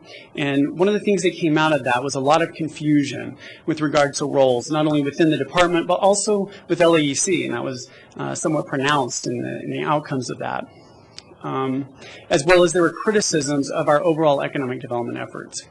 And last but not least, the last cross-organizational strategic planning effort that has been undertaken for Longmont was about 5 years ago. And interestingly, as you look at that plan, a lot of the things, to the credit of the city and our partners, have been accomplished that are in that plan. One of the things that has not been accomplished, interestingly, was in direction, I believe it was number 3, objective 2, which was do a strategic plan and a target industry analysis. So I'm glad to see we can check that off the list now. So with that, I believe it's time to bring up our consultant. I think just on a personal note, I'll remind you that the last time Amy was here, I informed you that her sister was one of the people that was really negatively affected by the flood, as if she lives just east of Longmont. And as of today, I believe that they have received their permit for new home construction or renovation. So that's good news. Amy's worked in over 100 cities across the U.S., has extensive experience, particularly with strategic planning, with target industry analysis, and we're very glad to have her and her partner, Tony DeLisi. Amy? Good evening, Mayor Coombs and members of the council. How are you? Thank you. Good. Very good. Great. Wonderful. It's really good to be back here. It seems like every time I get to town, it's a little bit on the colder side, which is nice to see snow. And I'm glad I brought my coat.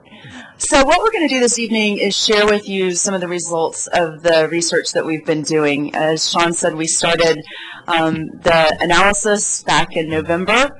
Both a lot of quantitative research, data analysis, as well as qualitative research. So we've been on the ground interviewing people, conducting focus groups, conducting telephone interviews, not just with people here in Longmont, but with really people across the state of Colorado. We wanted to get a good perception of what Longmont is like as a place to do business and what your strengths are and what some of the challenges are that we can address in the strategy. So I'm going to share some of those findings with you tonight. If I went through everything that we've done to date, we would be here until probably after midnight. So I'm trying to consolidate it down into the things that we think are very, very interesting, some highlights from our analysis, and then knowing that you all will receive the first report, which is almost complete very soon. It's in almost final draft format, and you'll have it within the next week or two to review, and then that will be much more extensive data for you. Report one. So let's get started. Again, welcome. For those of you who aren't familiar with us, Avalanche Consulting is a national economic development strategic planning firm.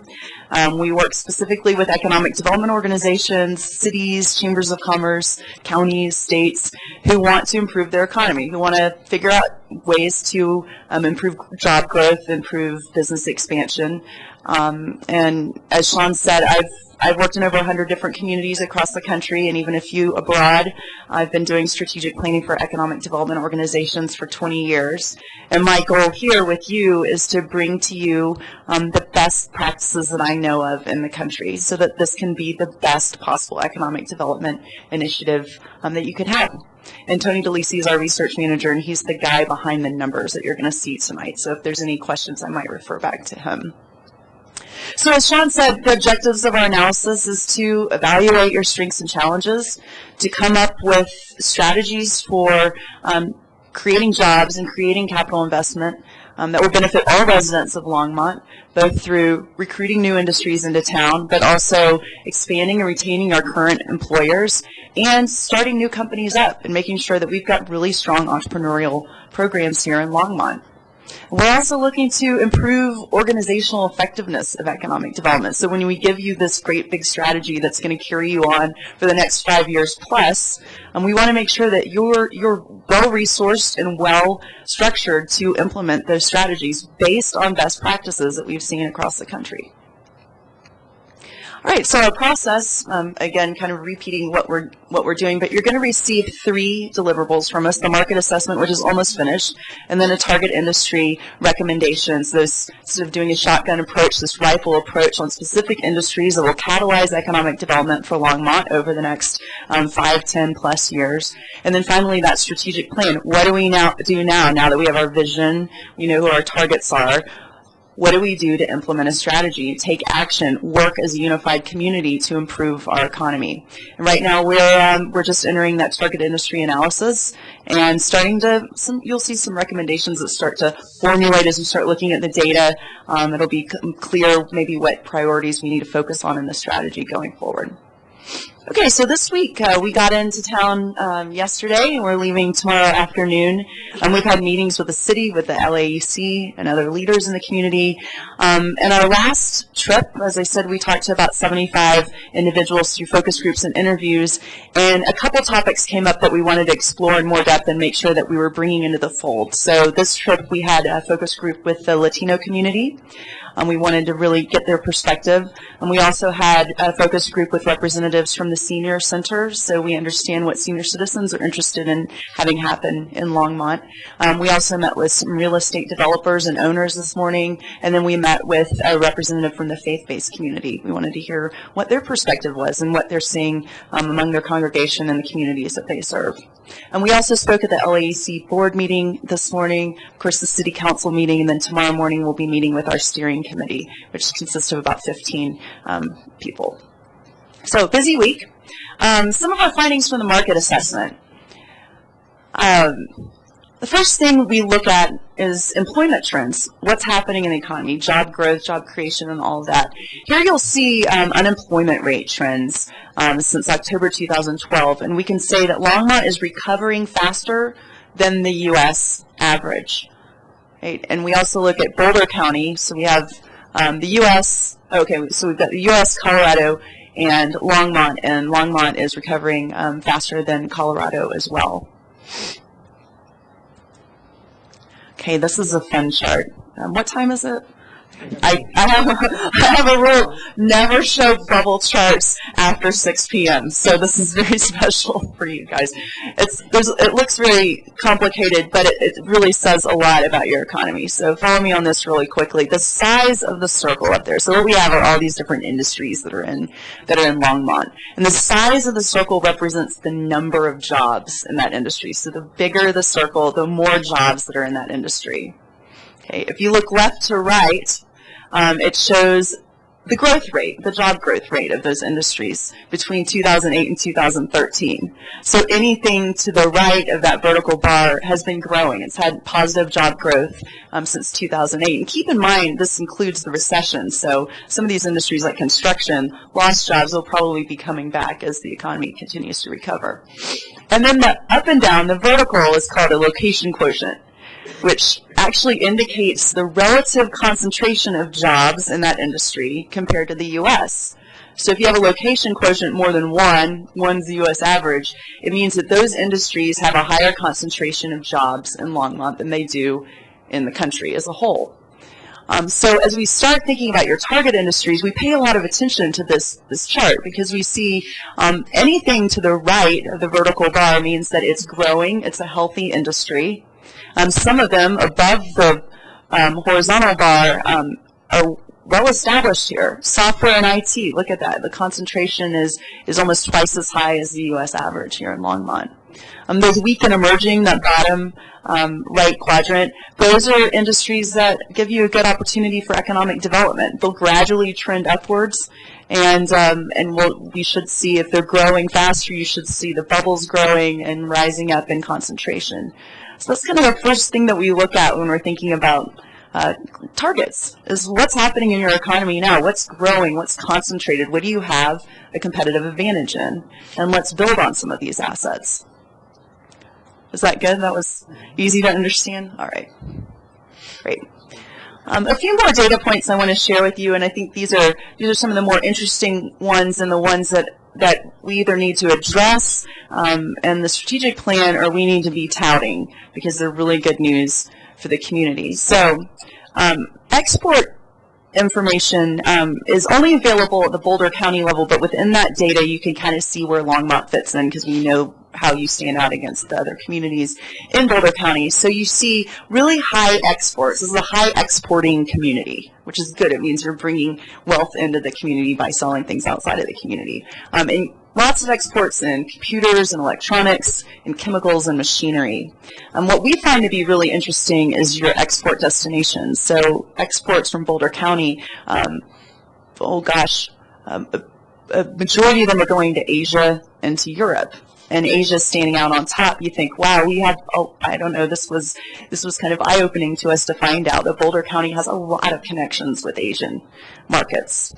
And so when we think about the marketing plan later on, and this has different implications of who you might be talking to in the future about Longmont as a destination. Okay, population growth. We looked at population growth at the city level. We wanted to see how your population growth compared against some of the other cities in this region. So Longmont is the second largest city in the region, but it has the third lowest level of population growth. So you've been growing relatively slowly compared to some of your neighbors. Is that what you're experiencing here on the ground? No. Depends on who you ask. Right. Depends on who you ask.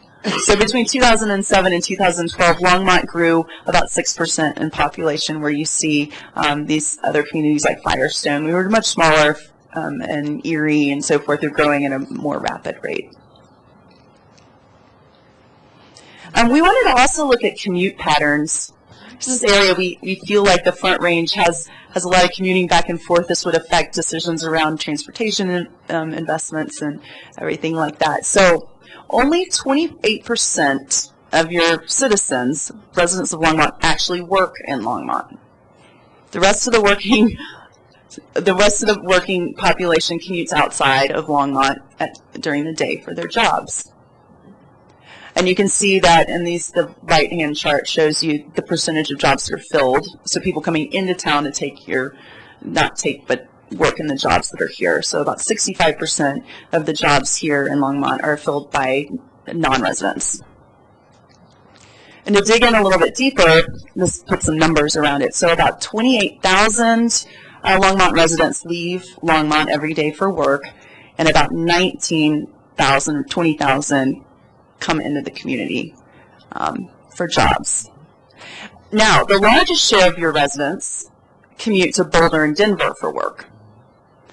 But what's interesting also for, again, policy decisions and the strategy going forward, and I think this is a marketing point too, look at your top 10 sources of workers. You can see where your workers are coming in from. So you're actually drawing from a pretty wide region. People are driving sometimes pretty long commutes to come into Longmont to work. This also indicates that you've got a pretty diverse skill set coming in here. So you've got people from the south, from the north, every which way coming into your community. Great. You also have the lowest commute time of any of your neighboring communities, 21.9 minutes on average commute time, which is the lowest of all and lower than the Boulder County average. All right, so a few more slides. One thing that we always look at, and site consultants look at, companies look at, is what's going on with your young professionals population, that working age population that they can get in sort of young and grow into management positions and executive positions. So we define young professionals as 25 to 44 years old. We like to look at educational attainment among that group as well. So compared to your other communities, educational attainment, which is the left-hand chart for you, in 2012, this is your overall adult population, your educational attainment is above the U.S. average. So, and Boulder County is very highly educated, along with Fort Collins, but that's not surprising because they are university towns, and that's what you see in university towns. But you also see among your young professionals population, you have 29% of your population is between the ages of 25 and 44, and that's a good percentage. That's something that would get employers' attention. You have a higher percentage of your population that are in that young professionals demographic than the U.S. average. The only ones who are higher than you are Denver. So good. And again, these are highlights, so there's a lot more data behind the scenes, but I think this is starting to paint a picture. For us, as we're going through this, we're seeing a lot of assets here, a lot of selling points. You're in some cases, an enviable position compared to some of your competitors, not just here in Colorado, but other communities that we're familiar with across the country. We like to look at innovation and entrepreneurship. And one data point that we look at is patent data. And this was a wow moment for us, okay? The chart on the left, average annual patents per 10,000 residents.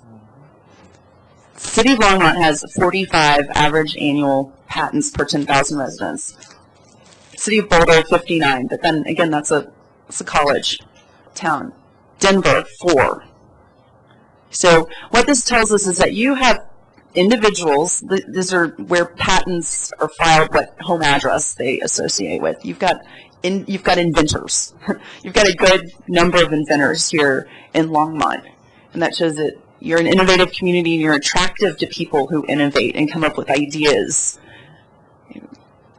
You can also see we track patents by companies, so you can see the companies in Longmont that are creating the most patents. So Seagate and Xilinx are on top of that list. So this is an innovative community, inventing lots of ideas. This is good. This is good news. Now, real estate is a challenge that we're going to want to address in the strategy, especially as we start considering target industries and what their needs are. We looked at CBRE data on both Class A office space and industrial office space. This was something that came up a lot in our conversations during our trip in Denver, was sometimes we're missing opportunities because we don't have appropriate real estate for them. We don't have the Class A space. We don't have appropriate industrial space in every case for the types of businesses that are looking in this area. So you have affordable Class A office space, but you don't have as much as some of your neighboring communities. And then on the industrial side, what we say is that this is a trend that we're seeing in many communities.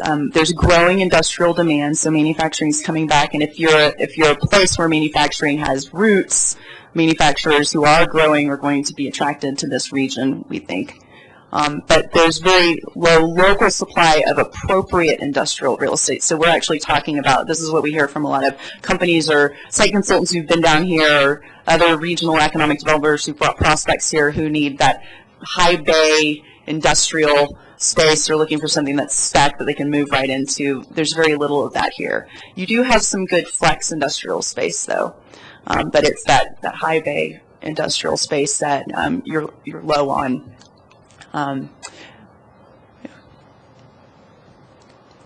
Utilities. This is a big one cost is driving a lot of business decisions today, and your power rates relative to your neighbors in the U.S. are extremely competitive. Extremely competitive. This is based on, we're looking at industrial level of demand for power, but I think this could scale in any direction, would stay consistent, that your power rates here are very affordable and it's a competitive advantage. Also, I do want to point out that the fiber optic broadband is huge. That's something that if I were to create a brand new website or some kind of marketing collateral for Longmont right now, that's something that I would highlight top. It's going to be attractive to residents, businesses, all alike. This is also a relatively affordable place. So over and over again in our conversations with people, we've heard about how Longmont is just a terrific value. It's a terrific value for businesses. It's a business-friendly community. It's value. It's more affordable than some of your neighbors, for not just businesses, but for residents.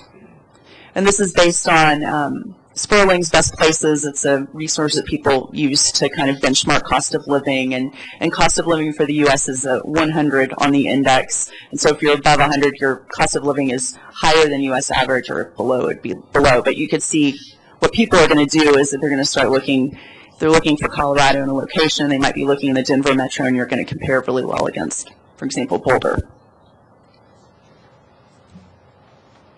Okay, so that's just a test taste of the data that we have gathered for you all. I'd like to now move into our target industry recommendations. Does anyone have any questions on the data so far? Good.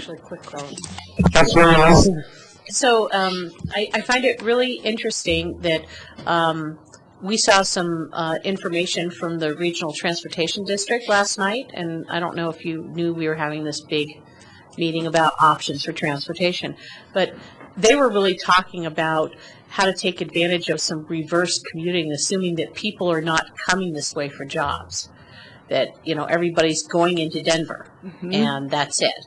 So it just is a stark contrast that you're telling us that people need transportation options to get to Longmont, when the assumption of the Regional Transportation District is they're not coming to Longmont, they're going to Denver. So I don't know how to, whether, they're going, maybe they're dealing with different numbers or counting heads at different times of the day, but it's pretty remarkable that this data we were presented with last night is pretty much a different, somebody's swimming upstream. I don't know who it is. Well, you still have a lot of people leaving your community to go to Boulder and Denver for work every day. And I would have to look at their data to see where that's coming from. But this is what's the name of the data source, Tony? It's just the name of the data source. It's from the census. It's the most commonly used census data on longitudinal household movement from jobs to homes. Longitudinal household movement. And that was one of my comments on the board. You should check the census data for trends. But, just kind of remarkable that what we saw last night is totally different analysis than what you just presented. So maybe, word to the wise, tell us if their data is flawed. Well, we'll get our hands on it and look at it. Mayor Coombs, if I could also add to that, we actually have already asked them once to revise those numbers. As you know, Phil Greenwald and I are on the Technical Advisory Committee for NAMS, and we have asked them to revise that. They have done that. Their information is based solely on Dr. Cog data, which I would have to find out what their information source is, but they have revised that upwards once, and as soon as I saw this today, I realized we need to get this information to them as well. So. It's also, yes. go ahead, Mayor. Santos. Thank you. Nothing for Amy, but just to piggyback on Councilmember Levison's comment. You know, having seen this and having saw the information that we saw last night, I wouldn't trust RTD's numbers, you know, if they were gift wrapped and handed to me on a silver platter. All right. Thank you. Go ahead, Amy. All right.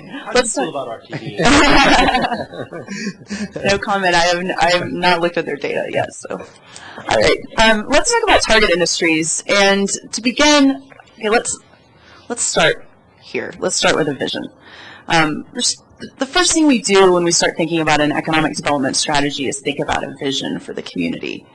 And we want to set a vision, and then we want to make sure that the targets, the industries that we're recommending, complement your vision and help you accomplish that vision long term.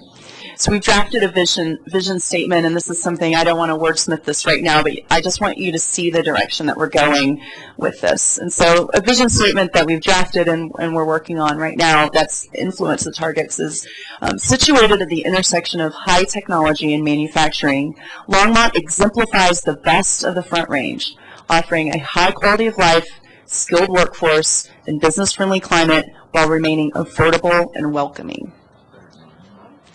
So we really tried to embrace what we've been hearing from the community. And one thing I want to say as we jump into the targets is something we've heard over and over and over again that's really struck us about Longmont and differentiates you from a lot of communities is that Longmont is sitting at this intersection of high tech and this manufacturing, these manufacturing roots and expertise.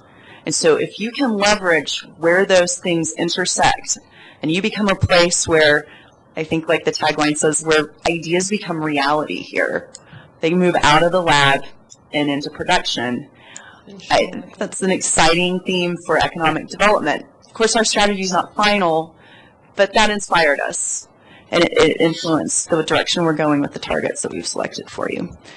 We also want to make sure with any targets, and I can tell you quickly about the process that we go through to determine those targets. It is our goal to make sure that you have target industries that offer job and career opportunities for everyone in your community. That is very important. So people who have very little education can get in there, get some on-the-job training, get some trade skills training, go to Front Range College, get some more, and just kind of elevate themselves up through a career path. We also want to offer job opportunities for higher educated individuals who might be commuting out of the community and have an opportunity to work closer to home. So this target list, in our opinion, contains career opportunities across the board for everyone in your community, especially if we get our talent and education even further aligned with their needs.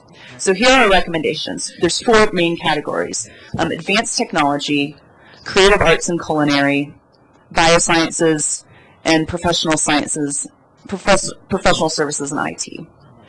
So within advanced technology, oh yes, sir. One quick question, Councilmember Santos. Thank you, Mayor. Amy, I noticed back on your bubble chart, you had manufacturing as far as industrial manufacturing. I don't see that on here, especially with manufacturing as far as machining. I don't see this here.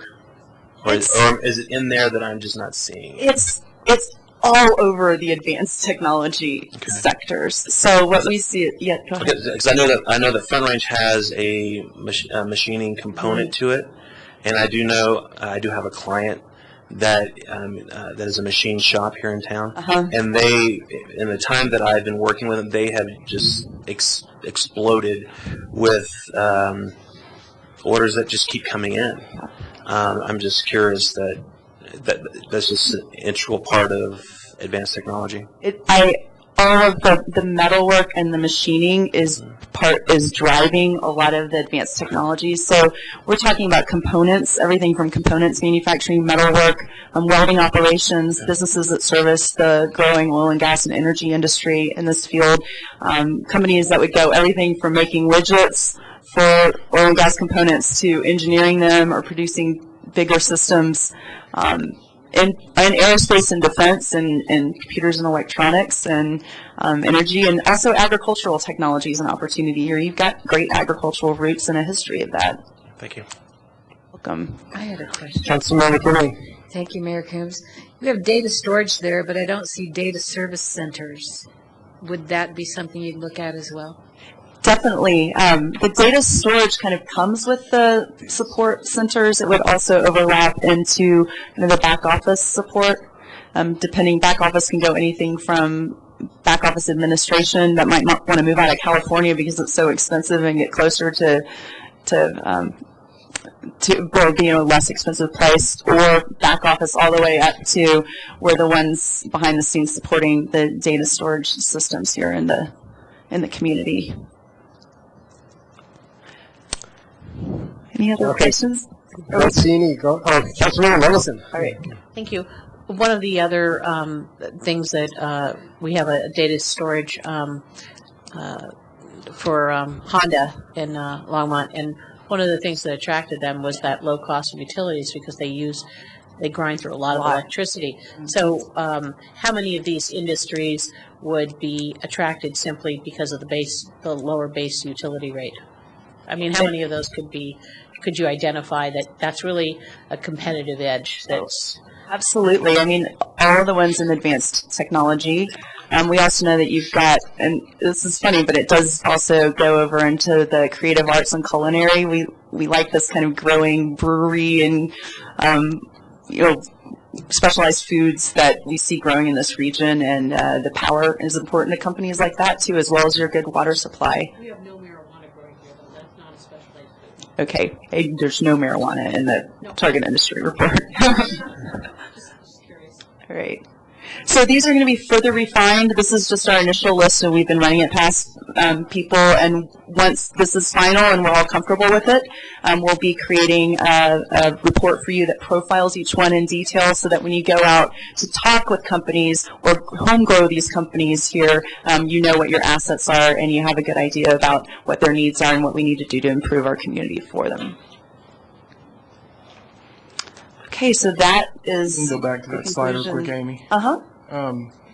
One of the things I think is important is that if council has any concerns or questions regarding this list, that we have that discussion, because they can take that the information from council and come back and refine it and look at other avenues if council wants us to look at other avenues.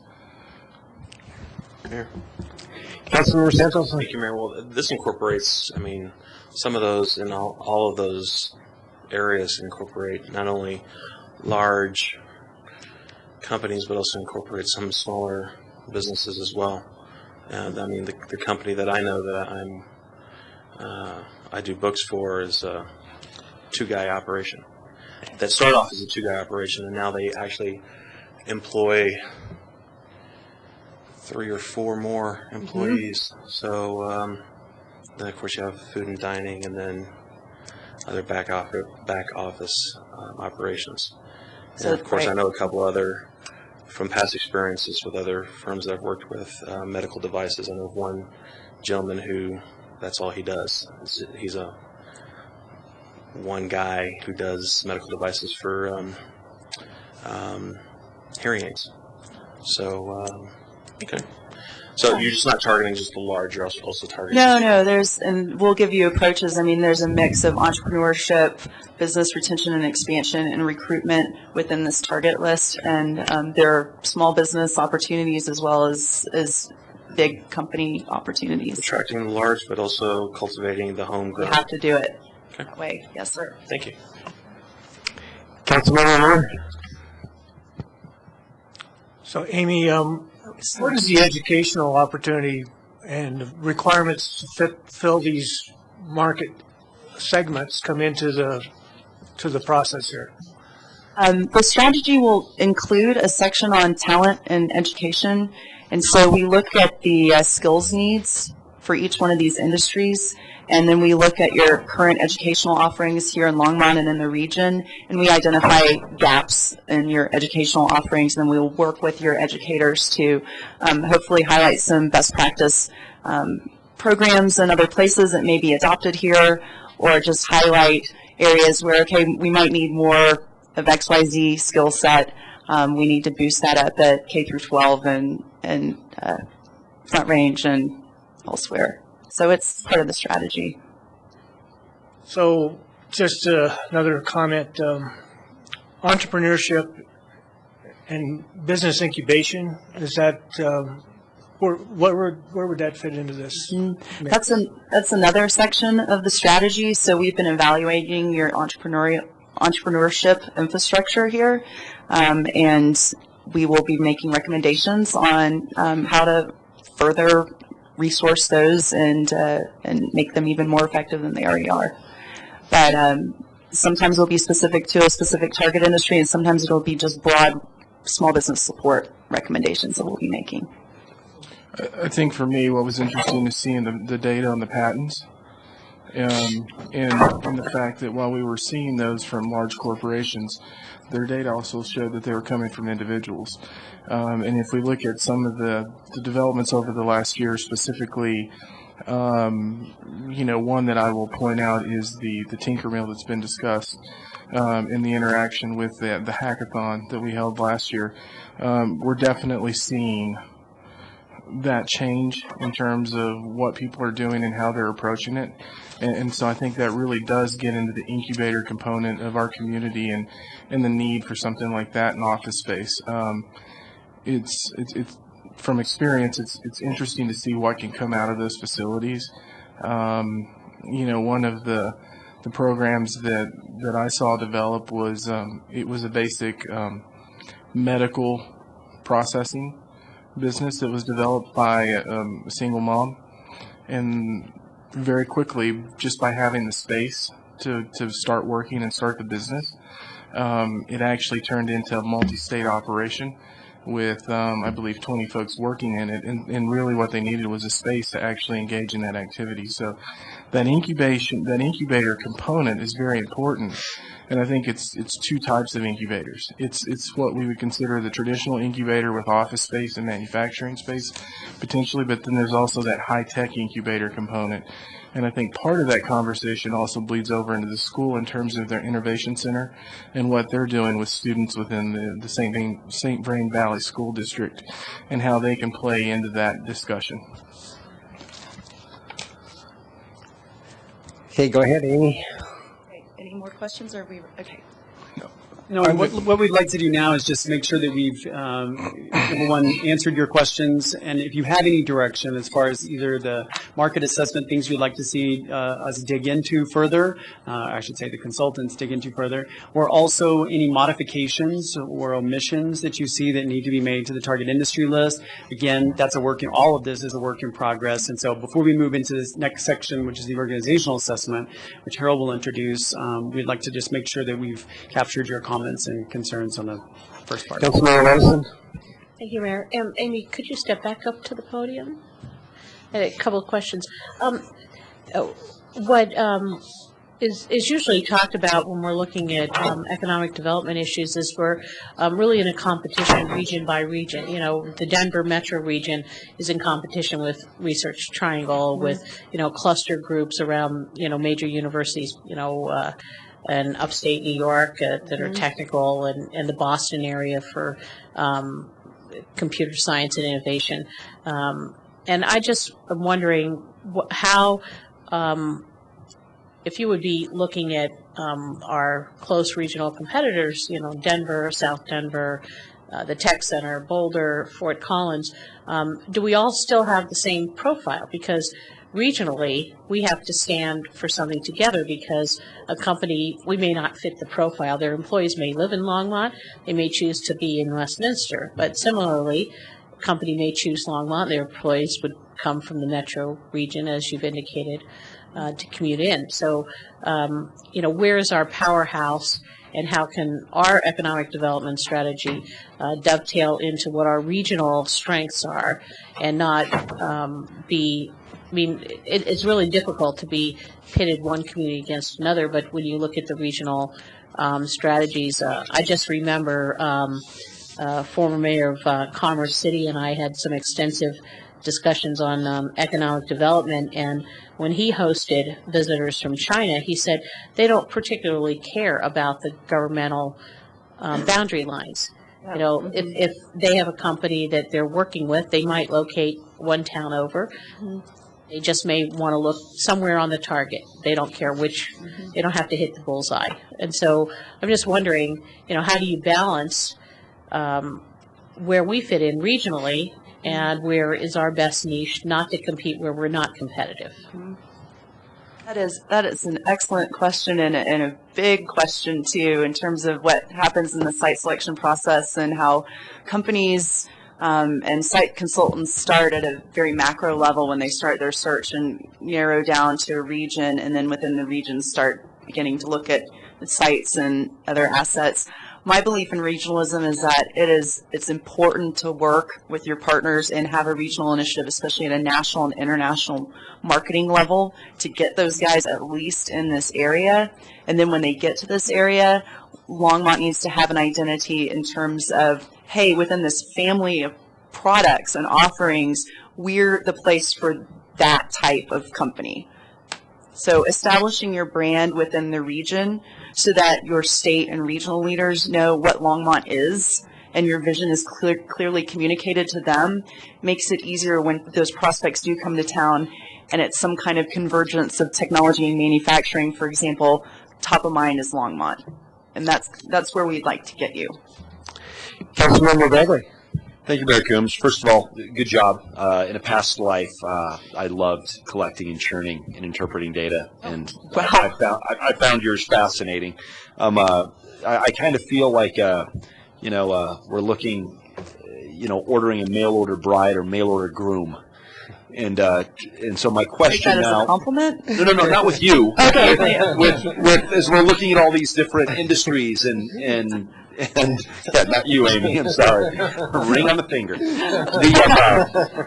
I guess my questions are, as I'm looking at this, you answered one question quite a bit, and I'm wondering if we could go any deeper. And that's number one: what do we offer? Okay, because I'm sure there's other things we can offer, but you've pointed out a lot.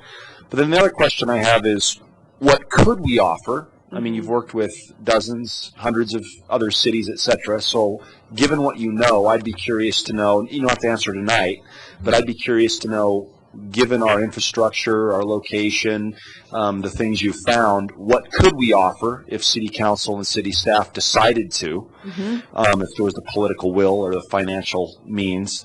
And then I guess the real question I have is, and I will admit that I do not like consultants, and I did not expect your presentation. I was going to rip you, but good job. Nothing to rip on. But my question is, how do we court these companies?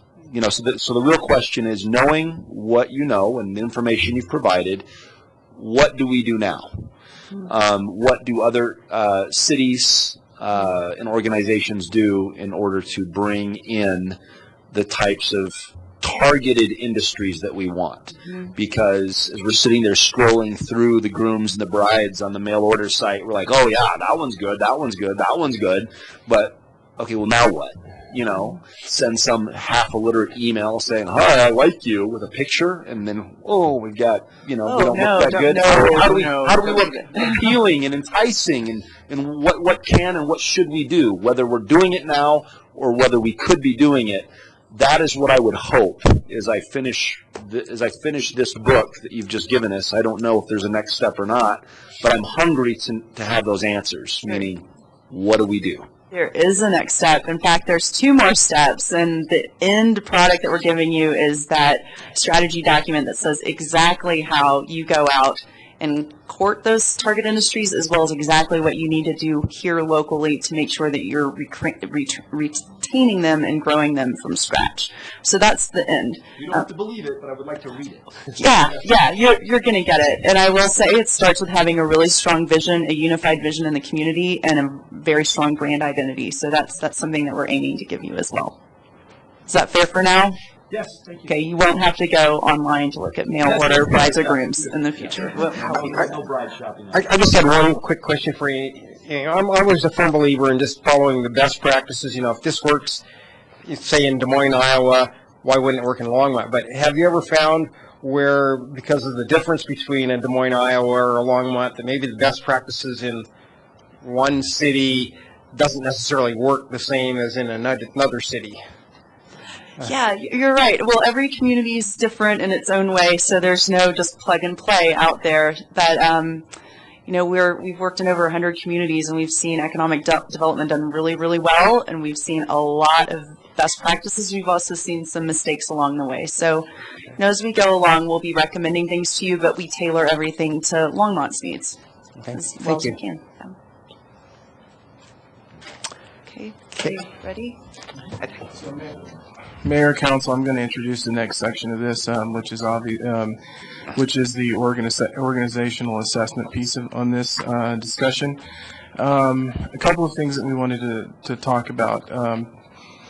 What we're looking for is direction from Council today in terms of what you're interested in pursuing, what you're not interested in pursuing. And the reason this is important is because, as Amy indicated in her presentation, there's a set of deliverables that are due at the end of this process. Those deliverables will look different based on approaches that we take in terms of how we structure this concept. One of the things that's important is that obviously, if you provide us direction to move in a certain area, there are obviously other pieces that have to be brought to the table to make sure that we can fulfill that direction. This isn't by no means saying that it's an absolute, because at the end of the day, if you choose one approach, obviously there has to be contract negotiations, and both parties have to be willing to fulfill those contract negotiations. And we also want to, if you decide to move in that direction, we want to hear what you would like to see.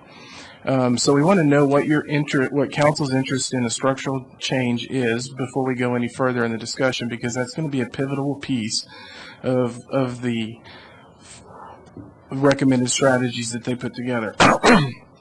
One thing I would like to point out that we heard earlier, and public invited to be heard, is something about our existing economic development programs. We realize that they're valuable and that they have been recognized at the national level, and they've made an impact on our community. None of the options that you will see presented contemplate doing away with those programs. Those programs are included in all of the options. Therefore, we're going to go through, and Amy's going to participate in this discussion, so is Sean, and then I will jump in. So you're going to see the recommended structure from Avalanche. We will present some other options, and we'll answer questions as we go along, or at the end, whatever council's desire is. But again, we're just asking for your direction so we can start shaping up where we're going in the end. And before we bring Amy up, I'd just like to cover, because again, it was something that's been asked of, why are we doing the organizational assessment first? And so just a couple of points on that Harold alluded to the first one, that really any potential change to the organizational structure of how the city and the LEC operate, how they are organized, et cetera, is going to impact virtually all of the key outcomes that I mentioned are in the scope of work that we have. So before our consultant team can really give us a strategic plan and implementation plan that includes those four main areas: the resources needed, the timeline, identify the lead agency, and the performance measures and the timeframes. Really, before they can do that, we have to have at least a general direction of whether things are going to change in terms of that organizational structure. Because as Amy pointed out today, the way she and Tony and their team will develop strategies depends on what kind of organization it is. Strategies for a city government, purely city government, are very different from strategies that are purely in a public-private partnership.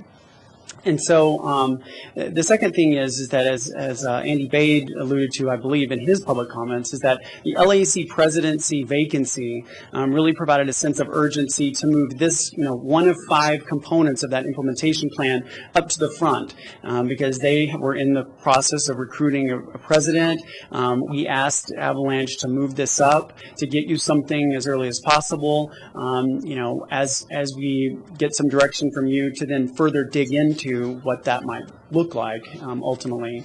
So that was really as a result of us really realizing that sense of urgency. And then the last one is that the remaining components of the target industry analysis will not really provide a lot of guidance regarding the organizational structure. So this is a question that we've been asked. How can you give us this organizational assessment when the rest of the plan isn't done? But as you saw from the market assessment, from the target industry analysis, those elements are going to be really citywide economic development kind of what we're going to be going after, focus on that. So they're not going to particularly be instructive to the organizational structure question.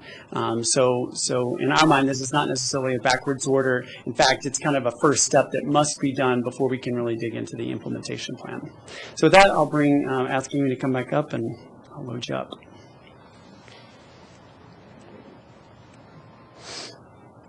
Great.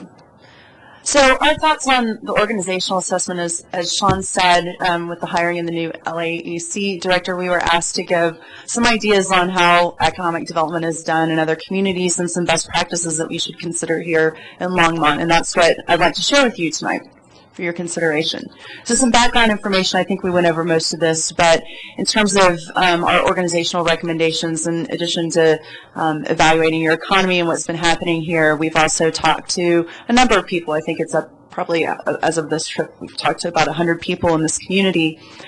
During our first trip, we conducted all the interviews and focus groups with about 75 people.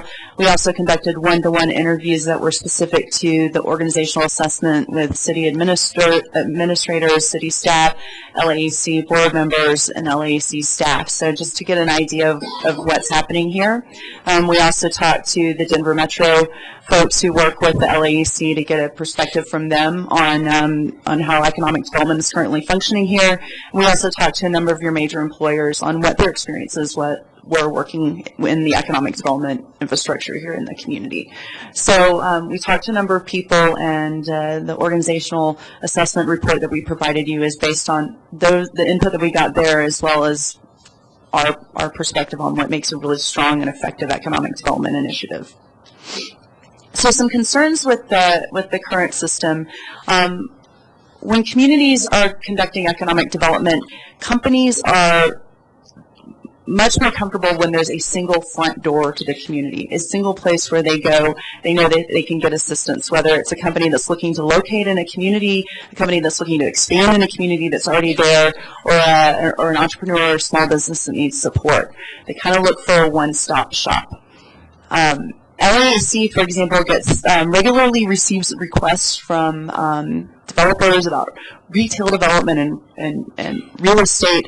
They also get requests from small businesses and entrepreneurs for support.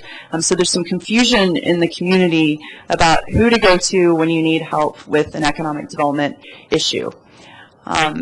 Also, we have primary employers, so companies looking at Longmont as a potential location going to the city staff for information.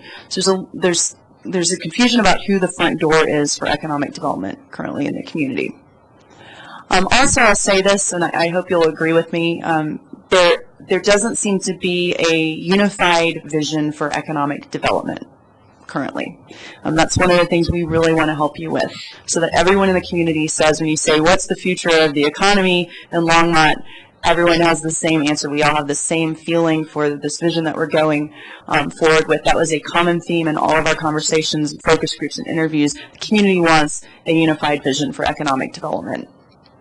Some of this is attributed to the fact that there are two different organizations, the city and LAEC, who have economic development responsibilities. So the city has its own vision and its own mission and planning, and the LAEC has its own vision and mission and planning, and there's no unification of those things. We want to bring those things closer together. so that there's no confusion. Your customers are your target industries and those executives and site consultants and entrepreneurs who want to create jobs in your community. And so what their expectation is that there's a one-stop shop for all three legs of economic development: recruitment, business expansion and retention, and entrepreneurship. We got a sense that also because of this role confusion, there's a bit of a dynamic of competition, in some cases of a lack of cooperation among the LAC and the city. And I look at this as the past is the past. There may have been hiccups in the past, but what I want to do is give you a strategy for going forward and a structure that's based on best practices that will get us past any conflicts or competition, get us all on the same page, working in the same direction towards this unified vision. And I want to suggest to you a structure that's not just going to work in the next few months, but it's a structure that you can garner additional investment into, that you can grow over time, and that will be a solid structure for the next 10, 20 years of economic development in your community. So that's where I'm coming from. Yes, sir.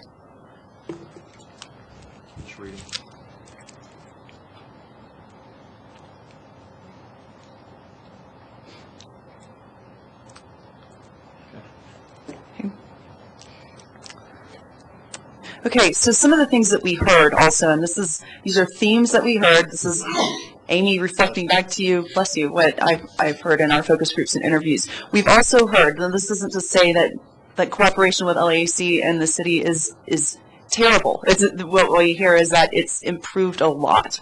There's still improvements to happen, but it's improved a lot, and it's better than it has been in years past. And we've also heard, both from your local employers and from folks outside in the region and the state, that Longmont is considered to be one of Colorado's most friendly business climates. So it's positive. And we've also heard from many, many people here in the community and from city staff, and the impression is, and we agree, that the economic gardening initiatives and entrepreneurship initiatives here in the community are best practice. They're really good. We aren't recommending in any way that these go away. In fact, I'd love to see them further strengthened. It's a real asset in your community. Longmont also needs to build awareness and its brand recognition within the state and outside of the state. Okay, so Longmont doesn't have a clear brand identity, and that's something that we want to help you with.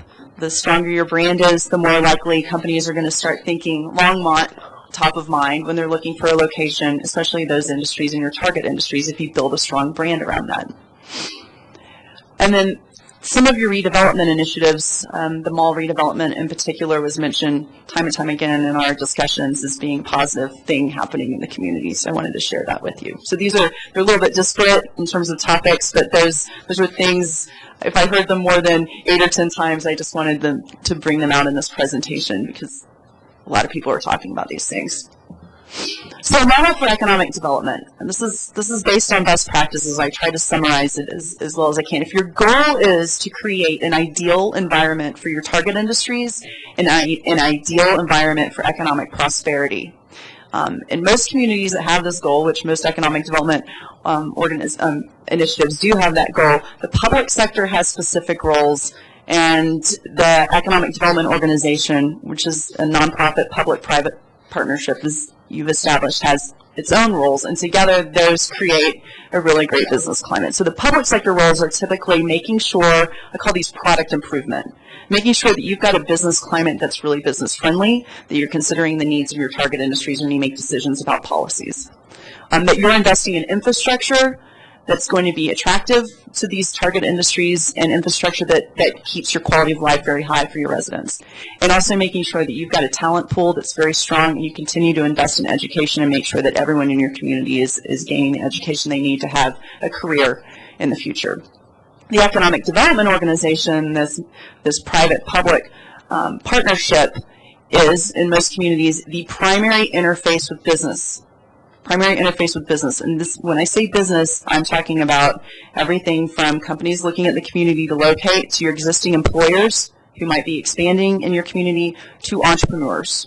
So business people look to the Economic Development Organization as their primary interface. It doesn't mean that's the only organization that they work with, but an Economic Development Organization typically facilitates them through where they need to go to get the help that they need.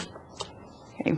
So the EDO will also handhold a prospect or a company through what they need. So if it's a company that's expanding or a company that's starting up where there's incentives or interesting grant programs available to them, that EDO would say, okay, I've identified these things for you for support. I'm going to walk you through this. I'm going to be your project manager on this until we get you where you need to be. It's the same with any prospect that would come to town. If a prospect comes to town, and you all have experienced this, you've got a company that's interested in Longmont, they go to the LAAC takes them to the city, they take them to the county, they take them to the state, you introduce them to realtors, whoever they need to meet with to help them make the decision that Longmont's the place to go. So that's a typical EDO role versus the public sector role in many of the communities out there that I call high-performing or highly efficient economic development organizations. And I've mentioned this in our field, we call it the 3 legs of economic development. But in any one of our clients, we want to see that there's a balanced approach to economic development, that it's not all recruitment. It's a mix, and it's a balanced mix of BRE, or business expansion and retention, entrepreneurship and small business support, and recruitment. And when you have all 3 things functioning very well, that stool is stable, it's not wobbly, and you see much improved economy and much improved job growth. Okay, a few ideas on the benefits of public-private partnerships and why it's important to make sure that your economic development organization as a public-private partnership is functioning and is strong and has resources that it needs to succeed and to promote your community and support businesses. So having the private sector involved in an economic development initiative lends buy-in and innovation into the initiative. Get the business community's support in economic development. Other businesses, when they're talking about Longmont expanding or growing or coming to Longmont, they want to interface with their peers. They expect to have business-to-business interaction. They're going to ask you to be introduced to other companies and executives in their field to get testimonials. They feel comfortable working with other business people. Having the private sector heavily involved in your economic development initiative also gives you a great sounding board for advice. So if you're talking to a specific company, or you're going on a marketing mission to Chicago to meet with certain types of companies, whatever it is, your industries, local industries that are involved in economic development can say, hey, you need to talk to so-and-so, or really emphasize this point about Longmont. This is why our business has been so successful here. Again, input on participation in marketing missions. Having the private sector involved in economic development also gives you an avenue to have further mentoring of small businesses. So small businesses get involved with the economic development organization. They meet the bigger businesses in there. They form relationships with those companies. Sometimes they can sell products to them, and vice versa. And it becomes a really strongly networked business community, which really helps with economic development. It also gives you more flexibility in marketing dollars. So as a public entity, as a city government or county government or state government, you're limited in what you can do with your dollars in terms of marketing. So if you want to go out and entertain a prospect, a lot of times there are restrictions on spending money on dining or travel or something like that. A public-private partnership allows you to have more flexibility with marketing dollars, which is the expectation of companies in the outside world. They want to be treated like peers. They don't want to have to pick up their own tab, for example, if they're being wined and dined. So those are the benefits of public-private partnerships in our eyes. I also look to our industry association for some guidance on what I could tell you about highly effective economic development organizations and the things that make them tick. Our industry organization is called the International Economic Development Council, IEDC, and in 2011 they came out with a white paper on what makes a high-performing economic development organization. And here are some of the things that they said about it. They're driven by the customer. They take those target industry needs into mind, and they are driven by the needs of those companies, and the community is driven by the needs of those customers. They set aside internal differences and things like that to make sure that they are addressing those customers or those target industries' needs. They all operate with a strong strategy, which is what you're doing now, is developing a strategy for going forward. And most good, high-performing economic development organizations will update their strategy on an annual basis and then completely redo their strategy about every 5 years. So you constantly have a good strategy that you're operating under that has good, solid metrics that you're monitoring on at least an annual basis, and you're also adjusting that strategy as you're going along. If you're not meeting your metrics, you can make adjustments in the strategy. It's a living document. It's not something that sits on the shelf.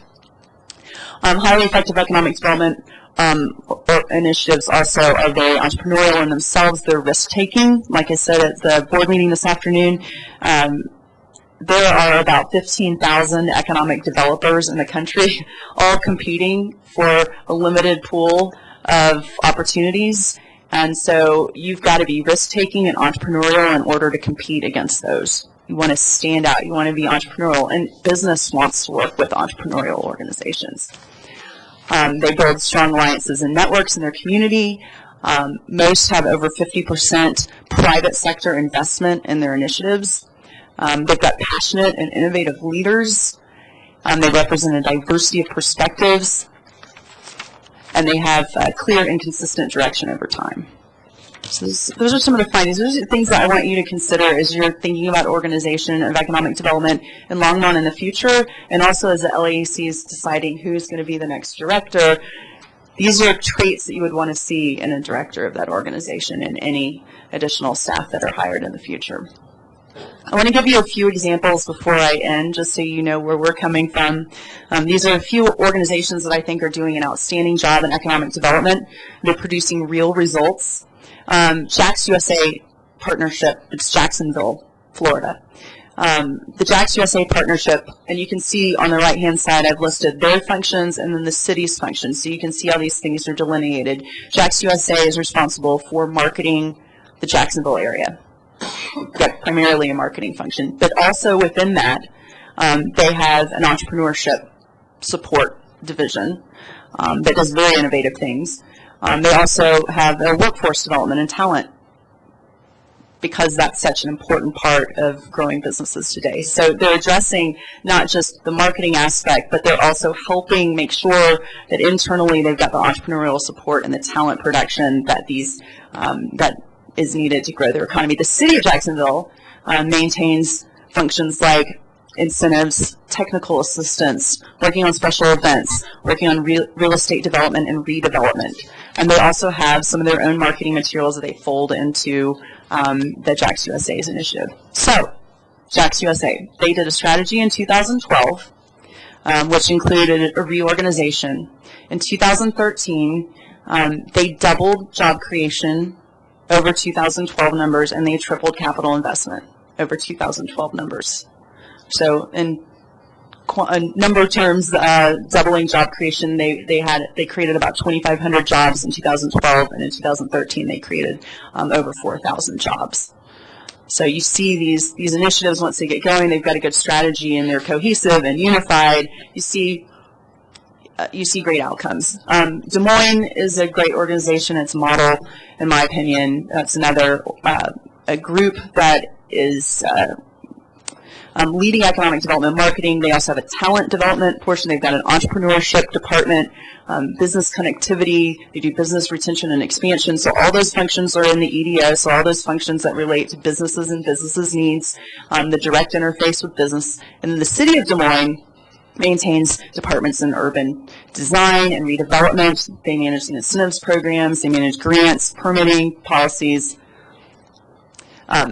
Des Moines completed their strategy in 2009, and in 2013, this past year, they created $385 million in capital investment and 1,300 new jobs. So these initiatives pay off. Again, they're unified, they're consistent, and they are totally geared towards the customer's needs. One that's a little closer home to us, but also more on the scale of, I think, Longmont, is the Katy Area Economic Development Corporation. They're an exurb of Houston. So they've got this big metro next to them, but they're located about 45 minutes outside of Houston. They formed an economic development. They went through the same process you're going through. Their economic development functions were located in the city. In 2003, they decided that they would create an an economic development organization that actually invest in it and boost up staff and boost up revenue around it. They started off in a broom closet. I actually met their first economic development director in a room that only had one chair and a tiny desk. And since then, because the community's been so committed to building this economic development organization, they now have 170 members. They have a budget of about $700,000 a year, and they've created 12,000 jobs in the last 10 years. And the City of Katy is an active partner with them. The City of Katy serves on their Board of Governors, on their board, and is actively on their board. And then the city handles things like permitting and incentives, physical infrastructure, redevelopment, real estate.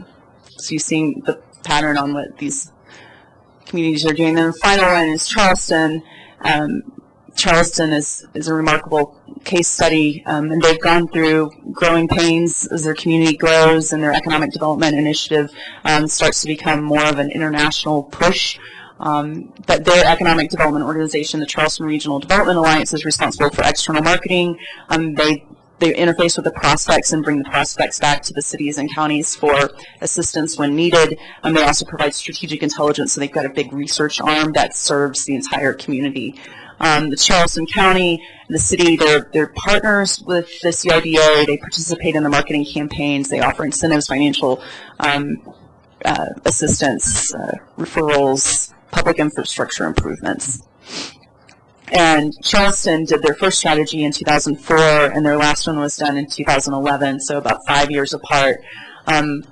Between 2005 and 2011, they saw a 26% increase in GDP, a 22% increase in earnings per worker, which is a big deal there to get the income levels up, and about a 12% increase in jobs between 2005 and 2012.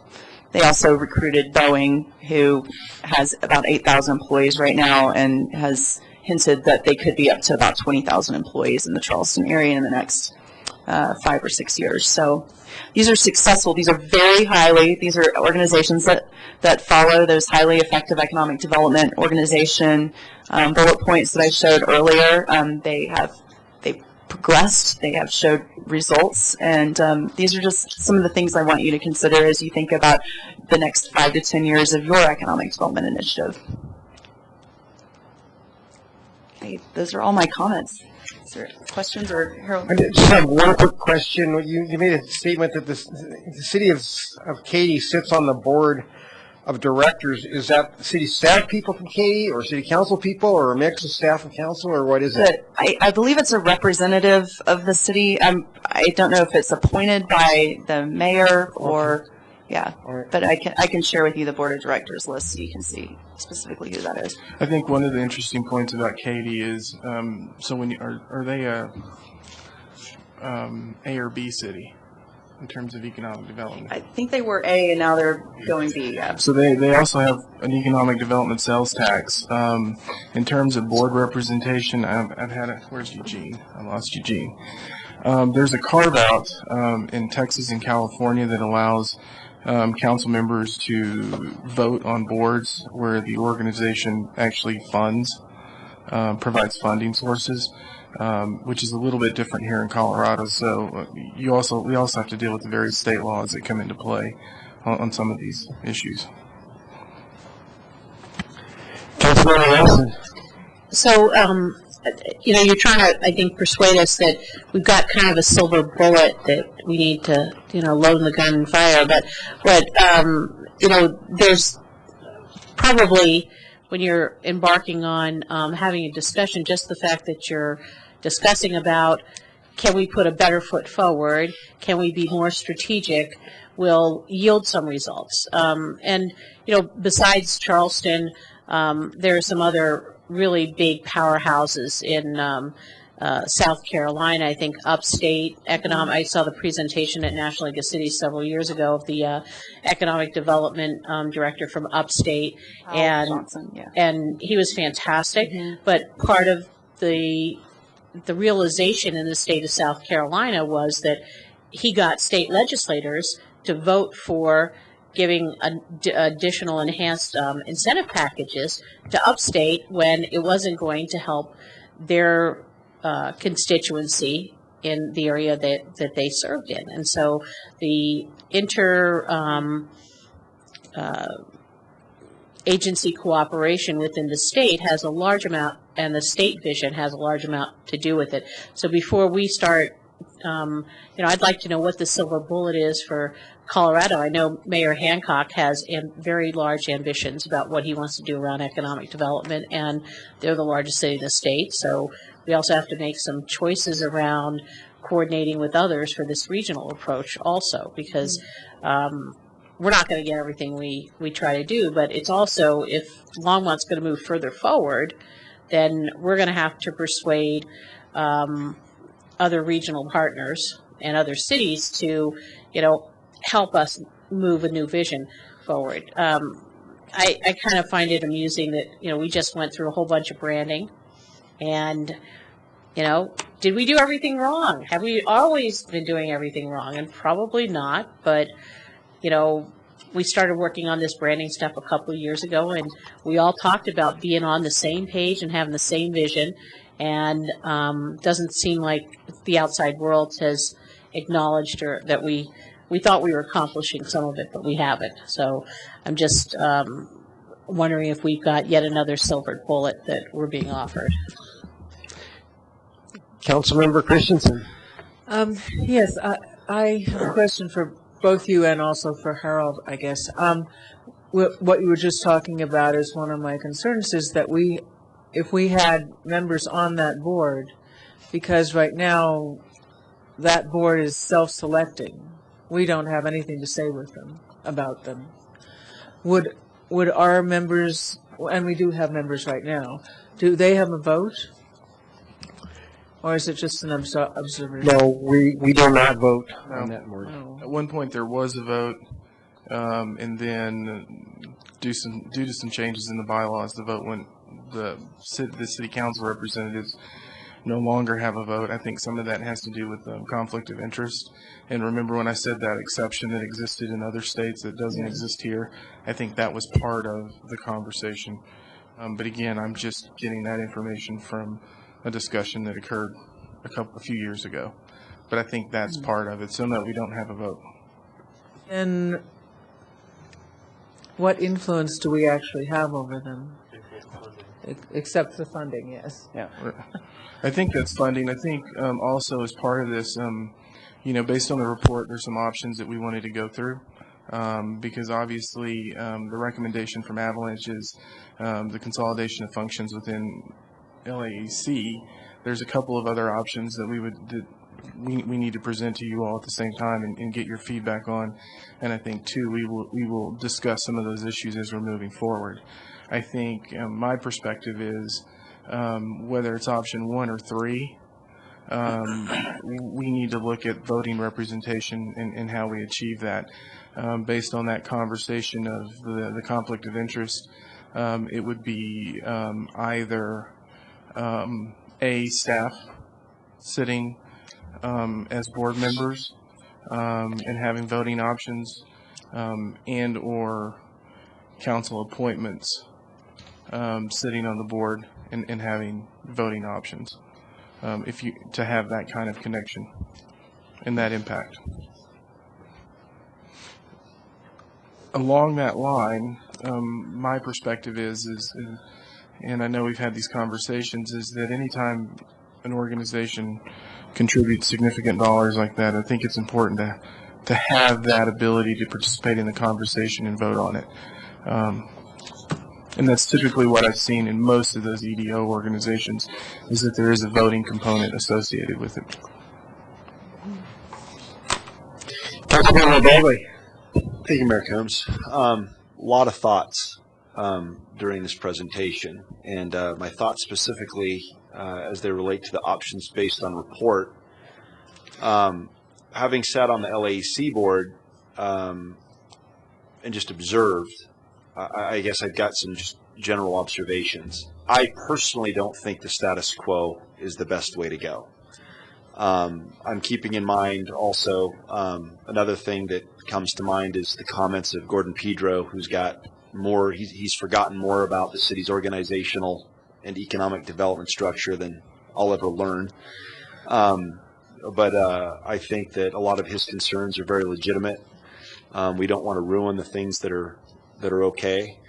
But where I guess in hearing your presentation and kind of trying to mesh it with my anecdotal experience, I think that what I observe is I think the city's kind of got a myopia when it comes to economic development, meaning that, you know, we're in buildings, or I mean the staff's in buildings, they're talking amongst themselves, and they're dealing with small business, the LEGI program,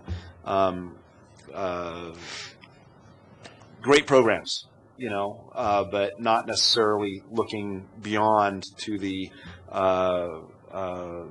bigger, you know, primary employers, et cetera, which rightfully fall into the scope of the LAC. On the other hand, I saw the LAC, I see a bunch of very competent, intelligent business professionals on a board that come together and they've got this big picture, but they've only got so much time, so much ability to actually be on the ground and do these things. And they rely heavily on, you know, the staff of the LAC. Wendy's been there forever. She does a great job. I think that, you know, we have some real opportunities, however, given the recent departure of the LAC head. But I think that we can tweak it. And so one of my,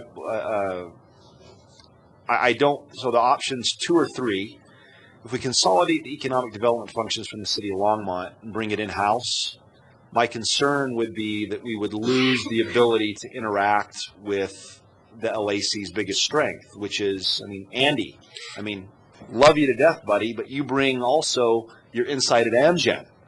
I think that part of the reason why we dropped the ball, and I say we, city, LAC, individuals, organizations, we dropped the ball with Digital Globe, is because we had awesome Chuck Herring, who joined the LAC board, but then he left Digital Globe, and we kind of lost that ability to reach out and be in sync with Digital Globe. I think that LAC, one of their biggest strengths is their ability to interact with these executives and primary employers, have their pulse on that community. So I think if we bring it in the city of Longmont, I think we're going to be losing that, and then that myopia would be in danger of, you know, just permeating the whole LAC environment. Which leaves, in my opinion, I wouldn't have a problem with consolidating functions at LAC, but things have got to change at LAC, and meaning we have an okay organization, but we'd really need to tweak it so that it would be awesome. I would personally like to see city council voting again. As a non-voting member, you kind of show up and you listen and you report back and you're liaison, but we're really not engaged. We can offer opinions and comments, and I'd make some inappropriate jokes on occasion, but we're really not, you know, influential, other than we'll cut your funding if you don't do what we want.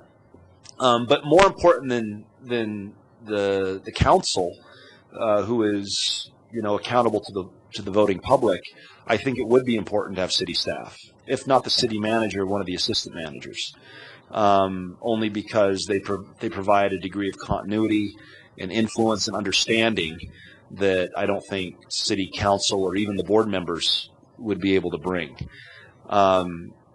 So I guess I would be in favor of consolidating the functions of the LAC, as long as the very concerns that Gordon Pedro addressed, you know, we do not want to lose the award-winning functions of the programs that the city currently has. 2, I would want the city to be able to be influential on the LAC.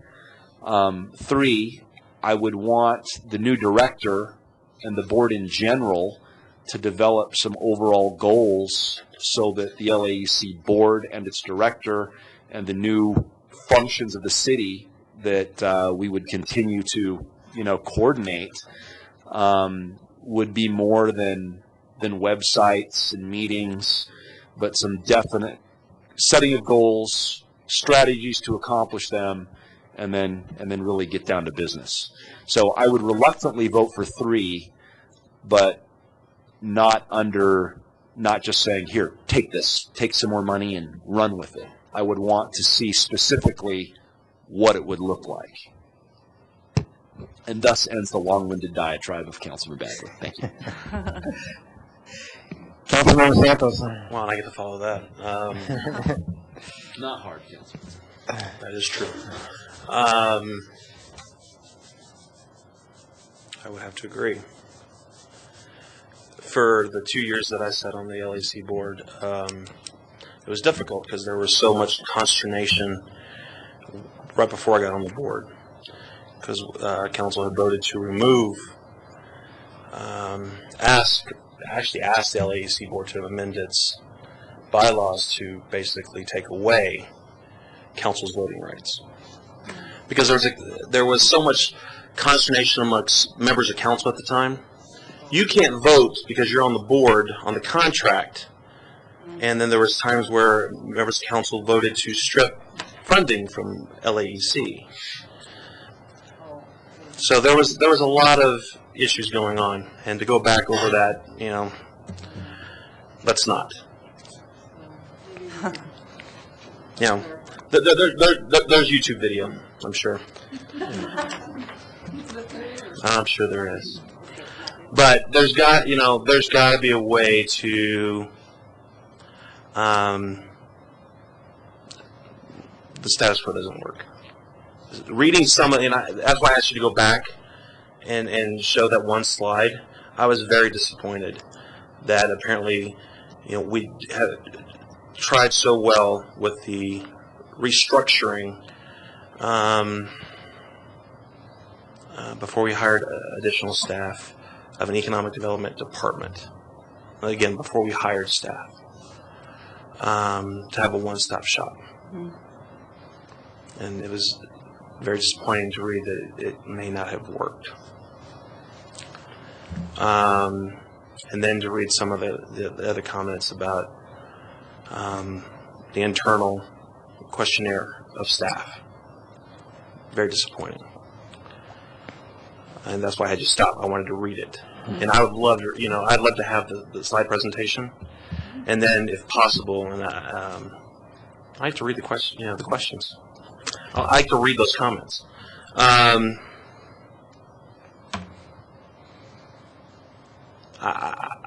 would be also very hesitant. I'd like to see what that third option would look like. Mm-hmm. But I would also, again, as Councilmember Bagley said, I'd be very reluctant to remove some of the small business aspects of the programs that we have from the city to LAEC. I believe we do them and do them well. Mm-hmm. LAEC's primary function is primary employers. Not to say that LAEC couldn't do small business and things of that nature, but the main function of LAEC is primary employers. Mm-hmm. And when I was on the board, there was tension between the LAEC and the Economic Development Department of the city. There was mistrust. And trying to break that down, and finally before the previous president left, with change of administration here, slowly melted away. And I'm glad to see there was, apparently now there's a little bit more cooperation. And I'm proud of that. But to continue to go the way we're going, not interested in that. I want to see whatever contract comes up, I want to see representation, whether it's council representation. I still think the mayor should still be automatic, either a voting member or some sort of, senior advisor, something. Automatically, as he is with Platte River Power Authority, another member of council, or again some sort of voting presence, a senior member of staff, whether it's the city manager or one of the assistant city managers, as Councilmember Bagley said, but some sort of vital presence on the LAEC board. And I'm not saying that we're coming to take over, but a vital presence, hand-in-hand cooperation. One-on-one, two-way street, better than it ever has been before. That's what I'm looking for. And then, of course, the continuing revisiting the plan. If it's not working one year, hey, we got to go back, and if it's a 2-day retreat with the LAEC board and bringing in a couple members of council, fine, let's have it, let's do it. If it's not working one year, it's got to be, we've got to go in and do it. So I would be in favor of looking at number 3. And Councilmember Sanchez, if I could just say one quick thing about something that you said, and I want to be all on the same page with this. When we talk about primary employers, they come in all shapes and sizes. So primary employer, I think the definition here is that they sell 50% of their goods and services outside of Longmont. I mean, I've got a 6-person firm in Austin, and I'm a primary employer. I don't sell anything in Austin. So, yeah. So when you're talking about small business support and entrepreneurship support, you're talking about both primary and secondary employers. So just want to clarify that. I think one of my biggest concerns was how the board is selected, because I think that's what would make number 3 work if you had the right mix on the board, the right kind of power, the right checks and balances. So I think that's important. And I think, one of the persons on the board should be a staff person that's from the city that's actually trained in that area. I think that would be a real strong. I do like our leggy initiatives. I do wish that they had those when I got into business in 1995, I have to admit. That would have been wonderful to have that help. But I don't see that number 3 doesn't necessarily mean those things have to go away. They could just be done, over there across the street or, wherever. So. And I don't think this evening we're asking to get into the organizational details or anything. We just want your thumbs up, I guess, to say, okay, let's explore this a little bit further. If this, see what could work out. Yeah. Thank you, Mayor Coombs. Well, when this first came out, I probably got 12 phone calls the first day saying, "What are we doing?" And none of them were positive. Just to let you know where I started with that. And the more I dug into it, the more information I got. And there was a political side of this, and there was an emotional side of this. And once I sorted through what was really factual information, I still came away with not enough data. And Gordon Pedro alluded to his concern about that as well. I mean, I felt like I was jumping into a pool and not knowing how much water was in there. So I think option 3 deserves consideration. I also think that we have to have LAEC fully understand what they're getting themselves into. I mean, they haven't done this yet. It's great. It's a great thing to say, "Oh yeah, I think we can do a good job of this." But here's, if you give them the box and they don't know what's inside of it, I think we could run into some problems there. And I don't know if there's a way to do this. I'd like to be able to have council sit with the leadership of the board and kind of talk through just at a high level of what's coming down the pipe. So with that said, I mean, we're almost to a draft report. I mean, we're talking, another week or so, maybe? For the baseline economic analysis, the organizational recommendations will be developed over, if we're approved to go in that direction, would be developed over time and as this strategy gets some meat on the bones. So right now we're just delivering the market assessment, that first report. So just to sum it up, I think I agree in principle to option number 3. I would still think that there's still not 100% comfort level behind this, but it's fair. In principle, I think it's probably the way to go, based on my experience with consolidating large groups into smaller groups and small groups into large groups and how that all works, and ending up with a functional product at the end of the day is really where Longmont needs to go, and it has to be the best thing for Longmont's economic development. So that's where I stand right now. Thank you. Councilmember Christensen.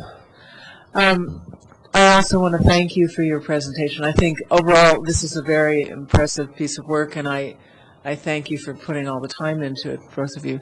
And I think it's overall a very exciting direction and something that gives us, you know, a roadmap to something that's positive and more cohesive. But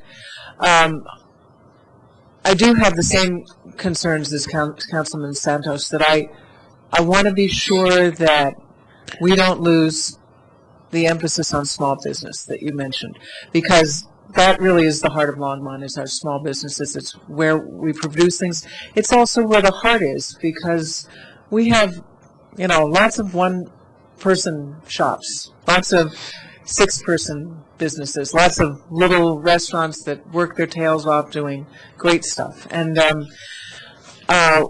we don't want to lose that, and we don't want to have a board and an organization that's dominated by big organizations, so that, yeah, the little guy always loses out. And I also would like to emphasize that it's not just the programs, our economic gardening program, the program itself, it's also the people who've been administering it, who have built up the relationships and done the hand-holding. And I don't want to lose that infrastructure, really. I would like to, because it would be very hard to get it back. You lose a good person and they're gone. So I would like to emphasize that that's what supports our small businesses, is those gardening initiatives that help get somebody's got an idea, but they don't know how to make it work. And that's what I think is a little scary to us about sending that whole thing over to LAC, where it might get kind of lost. And also the potential for things getting stacked and too much back scratching, you know. That's, I think, what we worry about when we have something that we don't have a vote in. We worry about transparency, and anyway, that's my say. Thank you. And Councilmember Finley.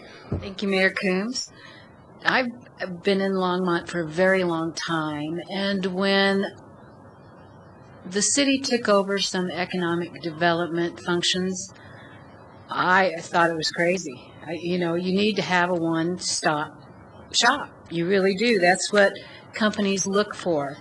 There is confusion about our front door since we've done that. We don't have a unified vision for economic development, and there has been role confusion over the years about who's supposed to do what. We have an opportunity now to change that, and I think we need to do that.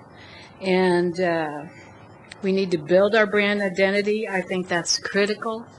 I also think it's critical that we continue our entrepreneurial part of that and make sure that LAEC is staffed and well enough to do that, to continue that in the award-winning way it has been. So I am absolutely in favor of number 3. I think it's the only thing that makes sense, but we need to make sure we have representation on the board and that we keep the good things that we have. So that's my opinion. Thank you. And Councilmember Levison. Thanks. I'm the salmon swimming upstream. So I think that I think we're being offered a silver bullet. We have an organization that's in transition because they have no director, no president. So I understand it's a bit of a chicken and an egg. I also understand from, you might not be familiar with Ned Hill from Cleveland State University, who did the economic vitality for National League of Cities. And he actually came to Longmont several years ago and made a great presentation, which is available on Channel 8 or Cable Access Channel in the archive. But one thing that he talked about is that economic development is different than community development. And in my perspective, retail recruitment and some of the soft stuff that comes in the secondary jobs is really that community development piece. That's what the city needs to be doing. And so I'm all about diversifying in some respects, because if you hand everything, your entire future, to one organization, we already know we have structural challenges. If you guess wrong, you don't get the right director that has the capacity to do both the 50 plus down to the one primary employers and do all the other stuff, and we are going to be in a world of trouble, because sales tax is what we live off of, the city. So if we mess that segment up from the get-go with this big change, my preference would be let's put on hold the new taking everything under one wing, have LAEC get a new director that's focused on those primary jobs and looking at that target businesses and kind of the nuts and bolts stuff. Let them revive themselves as an organization. And then let's see what kind of additional capacity there is. And I'll make some pointed comments also that, comments made to me is that others in the community may not have found as friendly a front door. And I know it's the city and Doug Benny in particular, with our ethnic business community, the Latino Chamber, had been on their board, but even before he was member of their board, had worked with that community. A long-standing relationship. This is not a community that you walk in the door and say, we're going to put somebody who speaks Spanish in a position and everything's going to come. It takes a lot of work, a lot of years. And our new retail startups are at least mom and pop businesses that are culturally different. I don't know whether or not the city has come back with cultural competency in this area. We're not doing a perfect job. But to then transfer all of that into an organization maybe that doesn't have any track record in that area of our community could also be something that's disastrous.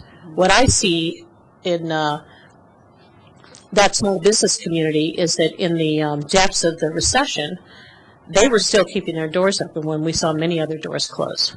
They were starting new businesses and surviving with, assistance from the city.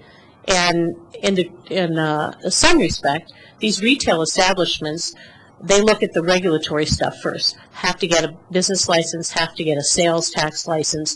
They're going to first come to the city. So the natural thing for me is that we house those wraparound functions within the city for that kind of one-stop shop. And I think we're doing that very well.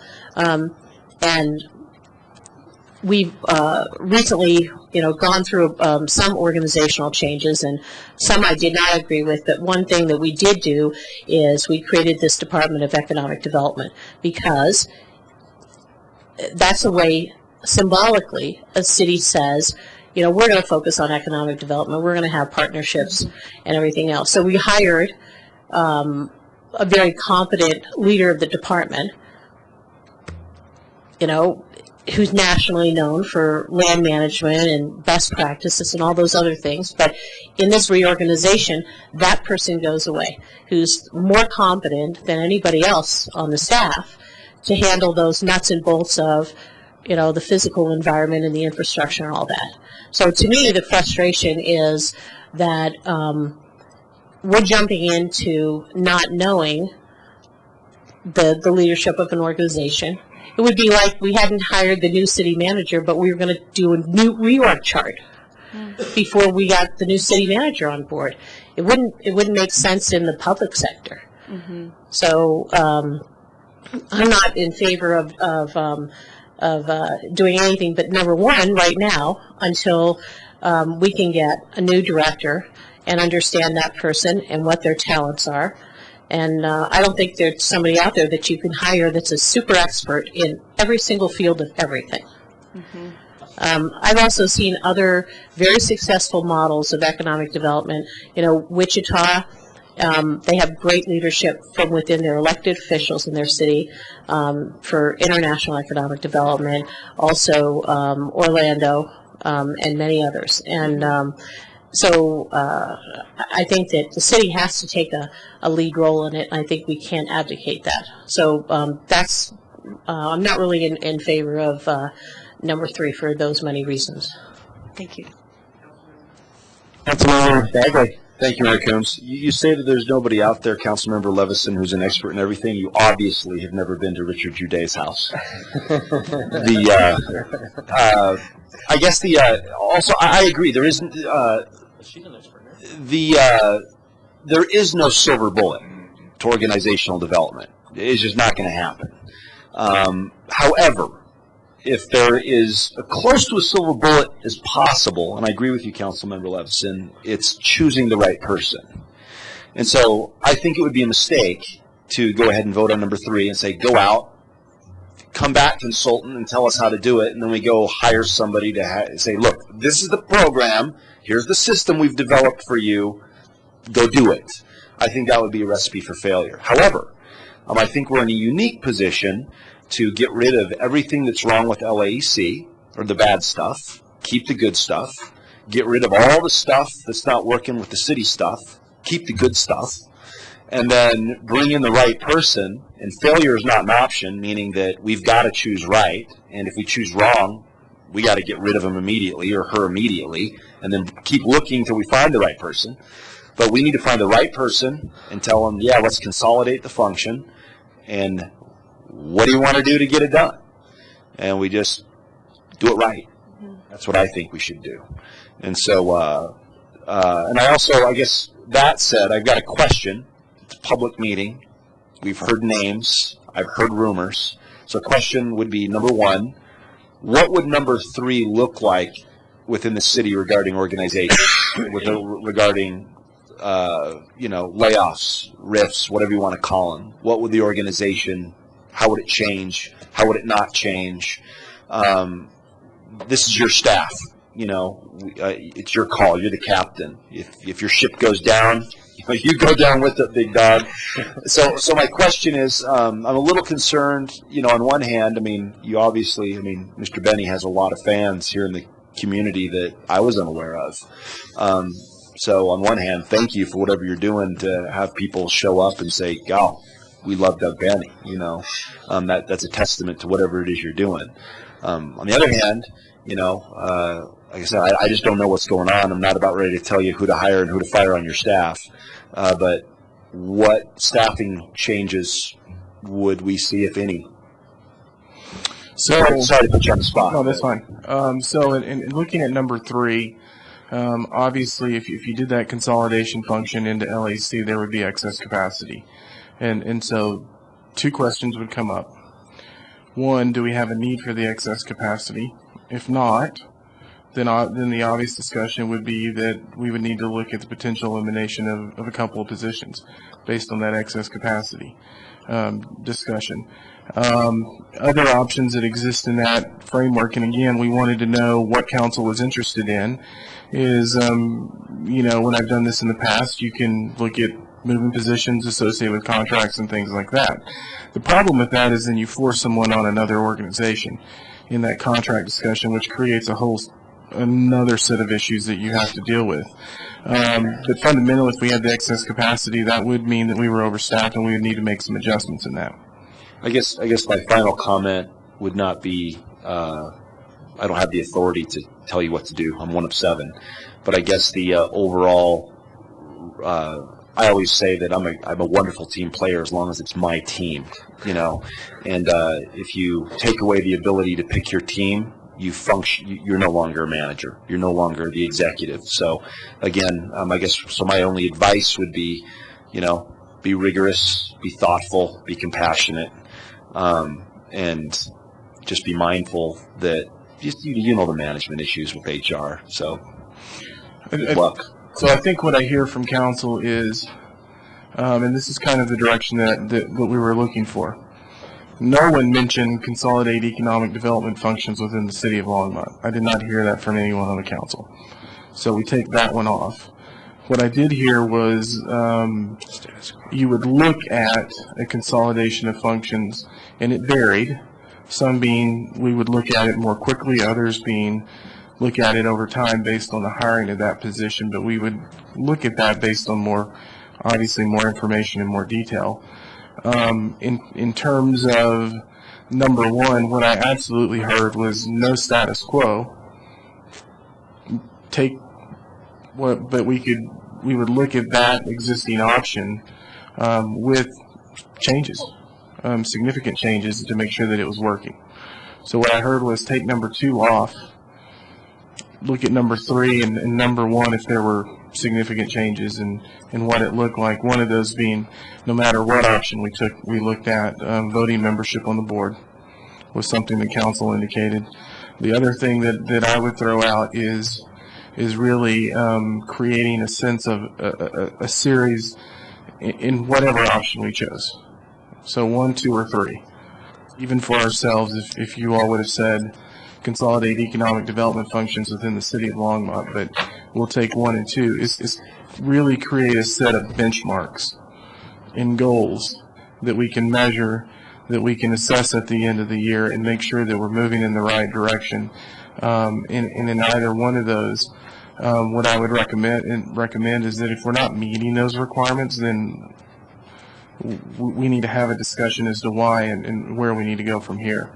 Part of that is measuring essentially return on investment in the sense of what are we getting out of the dollars we're spending? What does this look like? Those are all things that I believe we need to put in the contract because at the end of the day, if we can't measure it, we don't know where we are from the point we started to the point in the future and how successful we are. One of the things I did say to Amy in this process, and I think others said it in some of the meetings, don't hold anything back. Tell us what we need to hear. Tell us what we need to change, and make sure we're not drinking our own Kool-Aid in this process. I think that was a big message because we needed to see that. We need to understand it. So, did I get council's direction correct in look at 3? Obviously, you need more information, more detail. You're not committing to go in 3. But we're also going to need to look at number 1 with some fairly significant adjustments in the process and how it looks. Because at the end of the day, we need to pick one or the other at the end of this process. So my understanding is, by picking, say, number 3, that we're not making a hard choice at this point. It's just giving them direction on how to do the next steps of their job so that they are more efficient responding to, so Avalanche knows basically how to write the rest of the report. And it's not, at this point, deciding, dotting all the I's and crossing all the T's on all the organizational change that new structure is going to be because we have to get that report back. So I think we're getting ahead of ourselves a little bit. Right now, that's my understanding is all we're doing is saying we want the report kind of tailored towards number 3 at this point. And then with the understanding that we need to understand after we get that report and we start talking about it in more detail, what the makeup of the board's going to be like, how we're going to do some of these other programs and all that, how it's all going to come together. So that's where we're coming from too. We just want to get council's, is this okay with you that we go in this direction and explore this a little bit more so that as we begin developing your strategies, we know that you've got a structure that's going to meet best practices and sustain you guys for the next decade plus. Okay. Councilmember Wilson. Yeah, I'm not in the number 3 camp. I'm still in the choice number 1 camp. And Harold, I feel a little bit funny that when we're talking about staff and people's livelihoods, that we talk about people as being potentially eliminated and reducing excess capacity. We're talking about 2 seasoned professionals. And I think we don't talk about them like they're a cancer we're cutting out. It's a sensitive issue. However, with this kind of direction, I would expect, staff may not know that their job is going to be there. And I think that it's maybe not a good way to handle some of these changes. And I also, want to acknowledge that, we're not going to get a lot of this attention from National League of Cities and other organizations for the good work we do unless the city really has some programs and involvement. And that's really due to staff and innovation that you hire and staff that are here for, the greater good of the community, public service, and that sort of thing.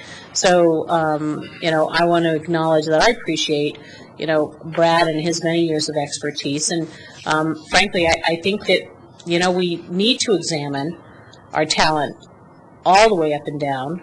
However, it may not be. I mean, it seems like the indicators are we've already surgically selected who we're going to get rid of. Well, but I mean, I don't know how the employees would otherwise understand that. That, it's not clear. We don't, as Councilmember Bagley says, we don't want to force an organization to hire somebody if they don't think that's a good fit. But it's, pretty clear that I don't know what people would do to make themselves look like they're relevant still in the organization. And, we haven't, Brad Power hasn't been here that long and he's been working on some very important things for the city that need continuity. So I think that we're missing some of the other pieces in the puzzle, and that's why I'm still not, I'd rather see LAEC become that next generation, let them work on getting that direction, new director or president, and rejuvenating their purpose. And then let's see how we can interact. But I think that the economic development and community development image of the city has to be the responsibility of everyone, every citizen, every council member, every person of our organization, from the lowest paid city employee all the way up to the highest paid, and including the CEOs of all the corporations, whether or not they're that tied to the city. And the connection to the city is very, very important. And I've seen this by talking to many council members and mayors from other cities. So I think we might lose that. Thank you. Councilor Santos. Thank you, Mayor. She was the one that cut the funding from LAEC years ago, and also wanted to cut half of the planning staff years ago. Just recently, within the last 4 years, so we didn't need them at the time. I think we're all cognizant of who might or who may or may not may lose their jobs. Amy, I think you may go ahead and sit down. I may be a while.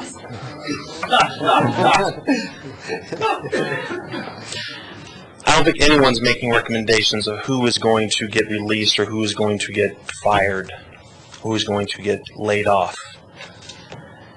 I think what is being proposed is bring us back options. No one is putting anything in stone. And for anyone to suggest that anyone is a cancer is absurd.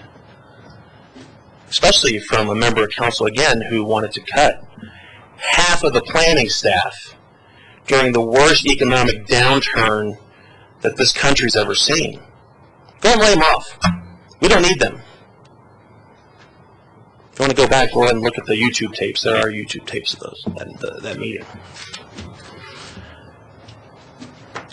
I just couldn't hold back anymore.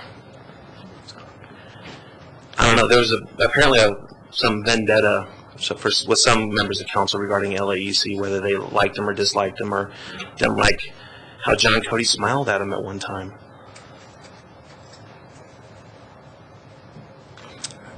So if you don't want to be liked, sorry, Harold, I'm going to continue. If you don't want to be liked, you're not going to be liked. If you go shake somebody's hand with a fist in the face, they're not going to like you. I try to shake hands with everybody, and people who disagree with me, I go out and meet with them, try to be polite, whether they call me names or spit in my face or what have you. Because I always find that there's going to be a time that eventually we're going to find something that we agree on. We're not always going to agree on everything. I mean, I've sat at this dais on different chairs. I've sat in that chair, and I've sat in that chair, and sat in that chair, and haven't sat in that chair yet. Maybe, maybe not. But I have agreed and disagreed with just about every member of council. But there's always been times that we have agreed or have found things that we agreed on. I've disagreed with this city manager, and I've agreed and disagreed with that former city manager. But we've always found things that we can agree on and be polite. Well, occasionally. But to call someone out and say that it's, to exercise someone, and say that you're treating them as a cancer is inappropriate. And really demeans the council. I'm at a loss for words, especially again for someone who, and I guess I'm being a part of it too, and going down to that level, for someone who wanted to cut the planning staff in half in the worst economy that this country's seen since the Great Depression. Councilmember Bartley. I guess just so we can be clear, I guess I would move, because the best lesson I've ever learned from former city manager Gordon Pedro is that it takes four, man. That rule. He sat me down at breakfast day one and said, let me just give you a piece of advice. 4 votes, you can control the whole town. So thank you, Gordon. So I guess I would move that we instruct staff to explore the possibility of consolidating the functions of both the city and the LAEC, which involves, we have partners here, the LAEC. We can't dictate to Dave and Andy there, you'll do this. We've got a lot of partners that I would love to, I would welcome their input and their thoughts. I think that there's a lot of concerns and details that we need to iron out. And so I would move that we instruct staff to explore consolidating the functions at LAEC with the city, or at LAEC from the city. And yeah, that'll do it. All right, and that was seconded by Councilmember Santos. Twice on Sunday. Okay, let's vote.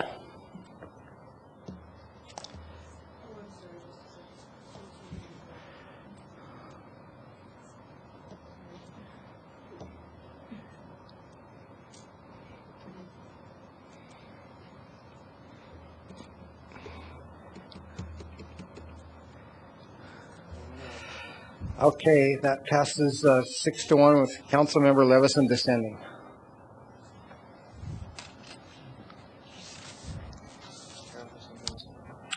Yeah. Go ahead, Mayor, if I may, as we approach this conversation, frankly, these types of conversations are one of the hardest part of this job when you look at these types of issues. We provided information to staff, and I think that we said that there was a distinct possibility that something may happen. We have not confirmed anything, and there are mechanisms that we have to look at to really dig in deeper to this. What I can say is this is not something where I personally view people as being expendable. These are issues that fundamentally keep me awake night after night after night, because at the end of the day we have to look at these issues and we have to talk about them. Unfortunately, in this case, this was a discussion that we needed policy direction on, and to determine where do we go from here. Ideally, When you look at reorganizations or you look at anything like that, there's not the policy component of it, and it can be handled completely differently. Unfortunately, we couldn't in this case because we needed direction from council. I don't view people as being expendable. Everyone has value. And to be honest, I know that because on any given day, as Councilmember Bagley so eloquently said, it just takes 4. Speaking of which, I have a motion. So I just wanted to get that information across, because in this line of work, these conversations, these discussions are the hardest that you ever have. And at the end of the day, it's just one that has to basically live with whatever we do. And I completely understand that. And so when I answered Councilmember Bagley's question, there are different options that we can look through and that we can approach. But you still have to go through that process of really looking at it and see what it means. So anyway, I just wanted to say that. I just had one clarification. I'm still a little bit confused, like a redevelopment project, like on future mall or something like that, an urban renewal. That still has to be done under the city purview, Right. not. That's not being discussed. And so that does not change. Okay, good. Just make sure that everybody is clear on that. All right. Mayor Coombs, your next item is an update on the Longmont Triathlon, and Jeff Friesner has that presentation.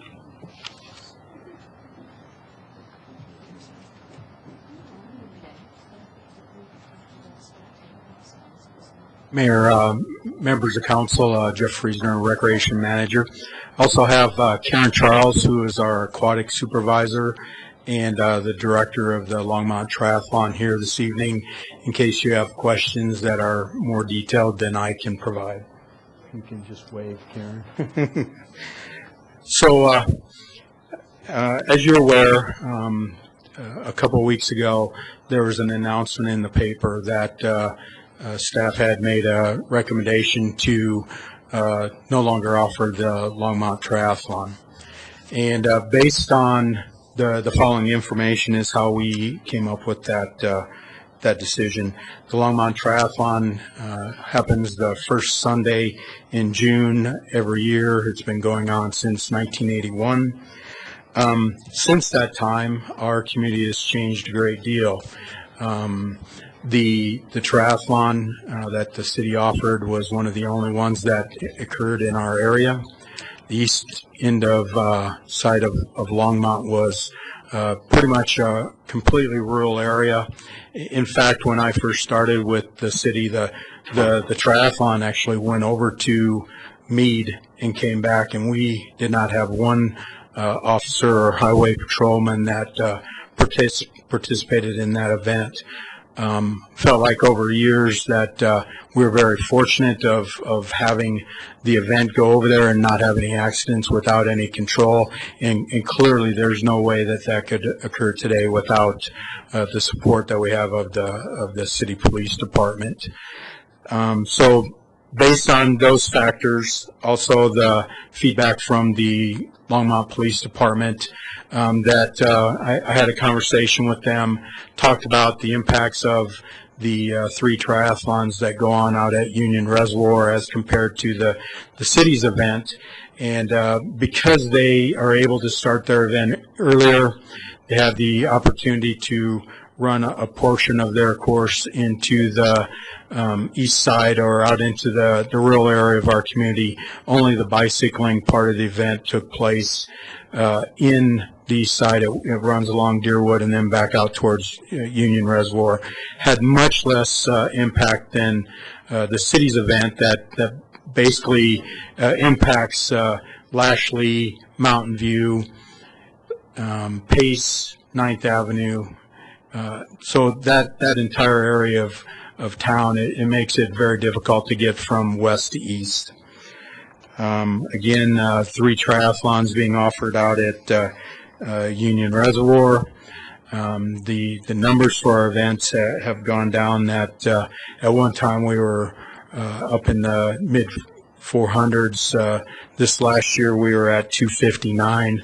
Again, I would put a qualifier on last year's numbers in that a lot of feedback that we had along the Front Range and in northern Colorado that running events other than the Longmont Turkey Trot really had some decline in numbers. And there's really no explanation for that. It was just an off year for runs, and really don't see that would be a problem. We believe that numbers would be up. The budget was never really a concern with the operation of the event. It always paid for those expenses that we're responsible for in recreation to recover. Public Works or other portions of the city have always provided some of the traffic control with barricades and coning and that sort of thing. And at one time we were recovering up closer to $10,000 than the numbers that were included in your report. And then really the thing that was kind of the deciding factor for staff was that Boulder did some rearranging of the triathlons that they offer in their community. One of the changes, they chose to do a sprint event, which is the same as our event, shorter distances than full Ironman. But they chose to do that same event on the same day that we did our event. So with all that information, we believe that it was a good idea to look at being able to do some other things. Over the last several years, city staff have been challenged to look at our budgets to try to eliminate the potential where the private sector is able to offer certain needs, and then try to move our programming into gaps that aren't currently being offered within the community. After that announcement was made in the paper, you had a number of people show up at the City Council Forum, and the night prior to that, a number of people showed up at the Parks and Recreation Advisory Board and voiced their concern about the triathlon going away. So following the forum, you made a recommendation to try to pull a group of people together and get feedback from them in pretty short notice. I appreciate the folks coming together and their commitment to work with us as we move forward following whatever direction you give us this evening. But based on that information, number one, what I'd like to say is Recreation needs to do a much better job in making decisions in how we provide information to the community. And so I will make that commitment that we as a staff will be doing a much better job in the future. But the committee basically had four things that they agreed on. That the Longmont Triathlon is a different type of an event that's offered as compared to what's offered at Union Reservoir. In particular, that difference is really the swimming in a pool and the comfort that provides first time or early beginner type of participants in triathlons. Both the committee talking about the Longmont Triathlon and Without Limits, who offers the events, agreed to work towards finding other ways to offer our courses, and we would be able to do that, I think, hopefully this year, but if you give us direction, we would do that in 2015 additionally. And then the committee all felt very strongly that the event that's going to take place the same day in Boulder is really geared towards more of an elite or higher level triathlete than what our event does. And so with that, we would recommend to you that all four of the triathlons take place in 2014 as they did in 2013, and we as a group would review how we could again lessen the impact, look at ways to possibly reduce the duplication if we can do that, and come back to you sometime by the end of the third quarter of this year with those recommendations. So with that, that's kind of the presentation that I wanted to make, and am able to answer any questions you might have. Councilmember Bradley. Thank you, Mayor Coombs. If it gets reinstated, I'm still not running. just ain't going to do it. No, and I guess I looked at the. Thank you very much, Jeff, for your report. The I hang out in the mornings with a lot of these people, and I had no idea that they were this passionate about their triathlon. I also think that one of the components of this, to just at least in the meantime step back and reassess, is my understanding. Karen, did you start this back in 1981? No, this predates even you. Yep. Okay. Okay. Sorry, didn't mean to insult you. Like, how old do you think I am? I don't know. I just may have been here a while. So the I guess rumor is that it's the longest in the state, the longest consecutive in the state, and people keep telling me it's the longest in the continental U.S. Is that true or no? What I've heard is that it was in the continuously, yes. The longest continuous, but there's one longer in New Mexico? Okay, well, we'll take continuous. It's an adjective that we'll live by it and die by the adjective. And so I guess when we're, as a council, even now when we were hearing the presentation by the target industry analysis and seeing their proposed vision statement and our discussion about our vision statement, and looking at things that we want to have fun things to do as our community and be healthy and take advantage of our natural environment. I mean, I think that's there to ask what do and do we not do. And I think the triathlon, given what we're trying to accomplish as a city, fits in that. And if it's able to be done economically, and we've got citizens in the community that are willing to support it, I would move that we actually do it this year and continue to, as like everything, just continue to reassess and think it through. So I would move that we direct staff that we actually have the triathlon this year. I'll second that. I promised I'd vote. One of the things that I hear complaints about is that people feel like they get blocked in, they can't leave their house. And the way I deal with that, like on Sunrise Stampede, I know this Saturday that the race is going to go by my house, and if I know I need to get out, I'll just drive my car down to the end of the block, put it across the street, and walk back so that I can at least walk to my car. So a little planning ahead. So maybe if we can, these people that tend to get blocked in, if there was a way to notify them so that they could actually, and if they have to get out during the middle of the day, move their car 100 yards across the street or whatever. I think some of those, obviously when you have a race in town, you're always going to impact somebody. There's just no way around it. But I just don't see a better course than this. The run course hardly affects anybody. It's a great run course.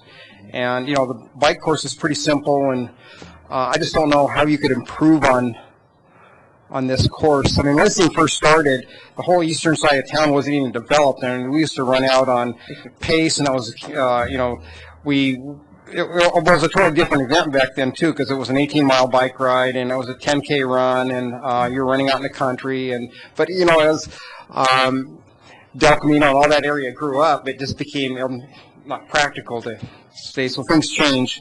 And so I just don't know, there's probably nothing you can do that's going to make all those neighbors 100% happy, but I think there's probably some things we could do to maybe improve the communications to let people know that this race is going on, and if they absolutely have to get out, that maybe they could move their car from their garage across the street so that they can walk to their car and at least, so those types of things. But I'm excited about having this thing back.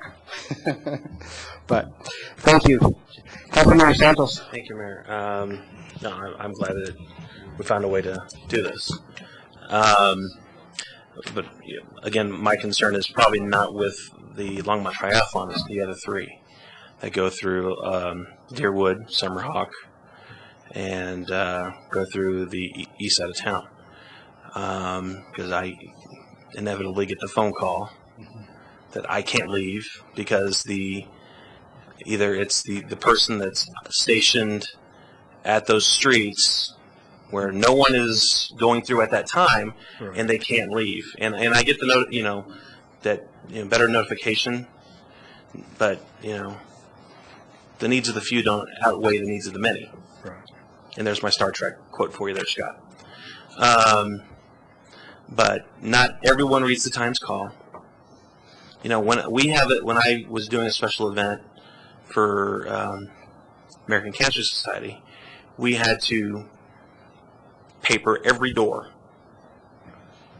and I don't know if that occurs for the triathlons, not the Longmont tri, but for the other ones. Does that happen when these roads are closed? Yes, they have that All same the requirement houses? that anywhere along the route they should be notified. One of the challenges as we were reviewing the use of public places process last year is needing to find a way to make the notices look more official, because often people have them on their door. They don't look important. They think they're waste, and so they're just throwing them away.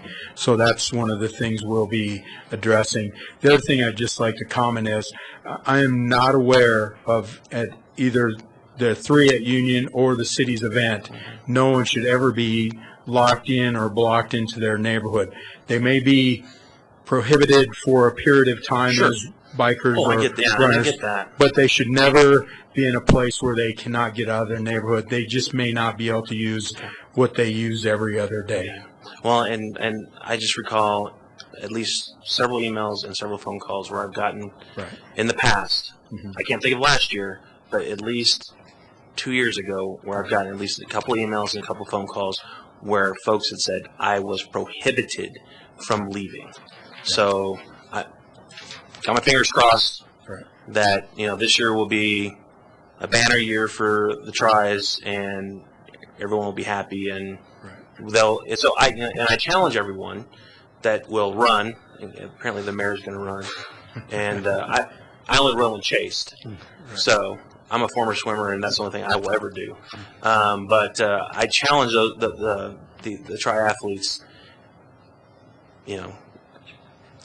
How many participants last year? 259. So let's get more than 259. So I won't be doing it because I don't have that frame. Sorry, bad knees. But I like to see 350. It'd be nice. So good luck to everybody out that participates. Councilmember Moore. Thank you, Mayor Coombs. So I don't want to minimize the intangible costs to the residents that are not participating in the event and they're impacted by the runners and by the bikers as it happens. My neighborhood gets a turkey trot, and after I was elected, I had several phone calls that said eliminate the turkey trot because I had to wait at a stop sign for 30 minutes. So that's something to take into consideration when we're doing these events, is that you at least have to be able to manage traffic. And I don't know why it was 30 minutes, but I just know that was the claim.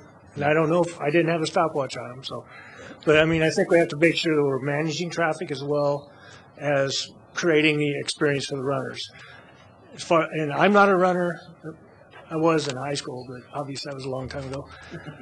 And if the runners have to wait for cars to clear out of an intersection when it's half a block backed up, then so be it. And that's not going to be popular, but that's, if they want to have the event, that's great. I also would support encouraging a higher turnout. At the same time, it's kind of a double-edged sword, but if we're managing it properly, I think we can handle a higher turnout. And the third thing I'd like to throw out there is maybe this needs to be a sponsored event, and we need to look at moving it out of the public sector into the private domain. And from the numbers I saw, there is a potential to do that, especially at the right participation levels. So I'm going to vote for this, but that's for 2014. So let's move ahead. Okay. Well, I think you've got your direction. That is a vote. Oh, okay.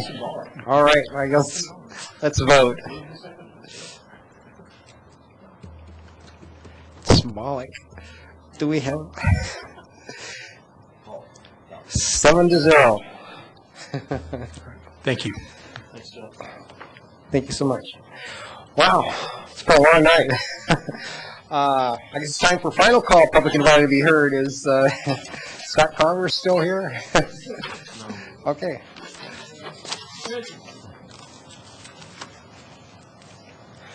Please state your name and address.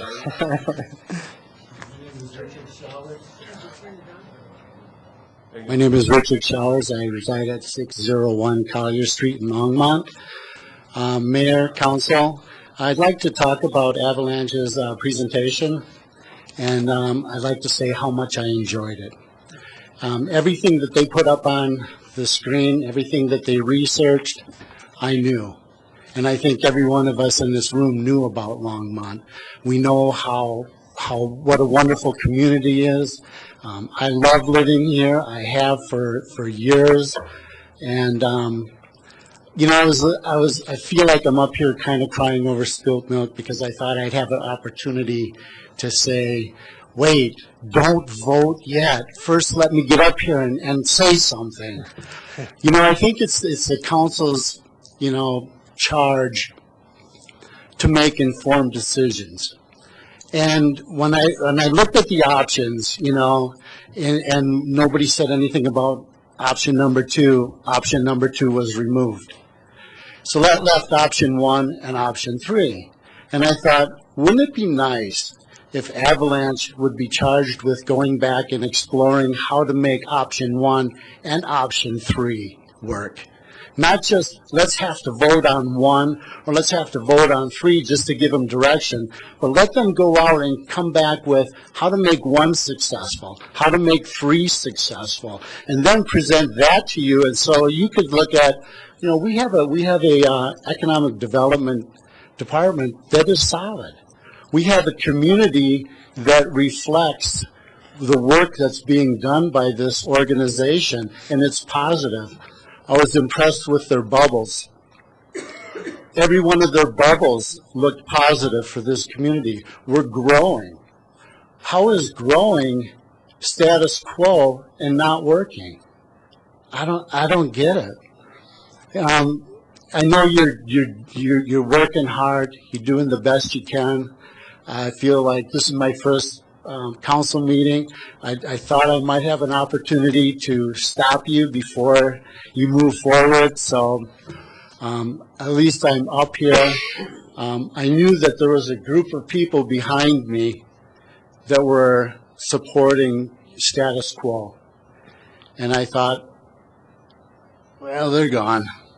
So I'm on my own up here, and I'm kind of crying over spilt milk, like I said, but you know, I just wish I would have had an opportunity to say that, and thank you. Thank you. Anybody else like to speak at this time? Okay, seeing no one, I'll close public invited to be heard. So now it's time for mayor and council comments. Councilmember Finley. Thank you, Mayor Coombs. I had a question for Sean. At our coffee with council, we had a man who came and talked about his business being closed down by our city, and I wanted that. My first thing is I wanted to know if, you know, some background on that, if you had a chance to check into that.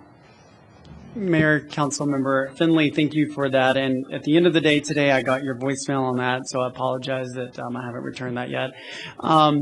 Yes, the day of the meeting, when we heard that the chip repair business that's on Main Street, in I believe the 15 or 1600 block of Main, that we had cited that business for some code violation that the business owner did not understand exactly.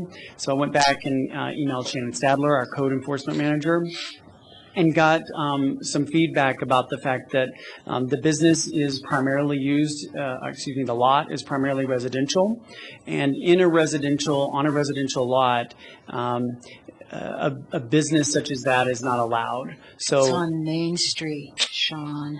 Yes. So, in digging into that more and asking for specific code citations, I was provided the code citations. I think that it's my opinion that staff is working on what I would consider a workaround to the fact that we don't have an itinerant vendor ordinance. Many communities do have itinerant vendors, or prohibit those or limit those in some way. I think that that's probably Would maybe you what we're like trying me to to do. move But that you bring one of those back to us to vote on? an itinerant vendor ordinance? Yes, you certainly may. I would like to do that. move that staff look into an itinerant vendor ordinance. Well, and I should clarify, currently those are allowed. And so what I think staff is trying to do is trying to limit those through the use of the zoning ordinance. And I think that they have done that in a legally defensible way. But I think that it was, as the business owner suspected, as a result of another business who does a similar operation, but is in a brick and mortar building that pays all of the taxes and things. This was the complaint that did complain, and that in fact there was a code violation there. Again, it's just an unusual kind of way to go about enforcing that. Again, I think it's legally defensible, but I'm continuing to look into that. And if you're directing us on itinerant vendors, again, they're already allowed. So what I'm saying is that many cities prohibit itinerant vendors that set up on the side of the street with a tent, et cetera. So I think that our staff was attempting to enforce something similar through the zoning ordinance instead of through what I think should be an itinerant vendor ordinance. Does that make sense? Okay. Answer your question? Yeah, it does. I just thought that was terrible, and it shocked me, and it dismayed me as well. And my intention is taking her second set of information that she provided me to meet with Eugene as well as the code staff that were involved in that case, and just make sure that we're on legal footing.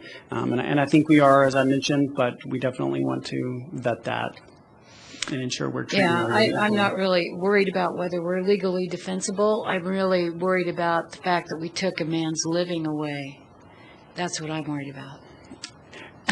I understand. And he is actually the manager of that RV park. Yeah, So that's I know. actually his livelihood. And although he mentioned, that the mayor is his customer, I'm his customer.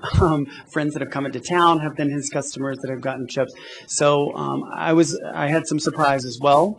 But again, I do want our code staff to enforce the laws as they are. And if we need to change some of those policies, that would be something we can bring back to council. Okay.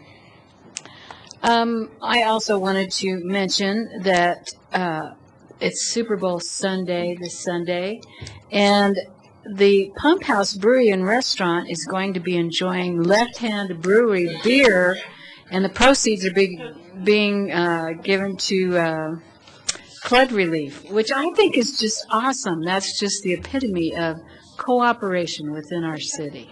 And so all those businesses, including the city, are my business of the week. Thank you, Mayor.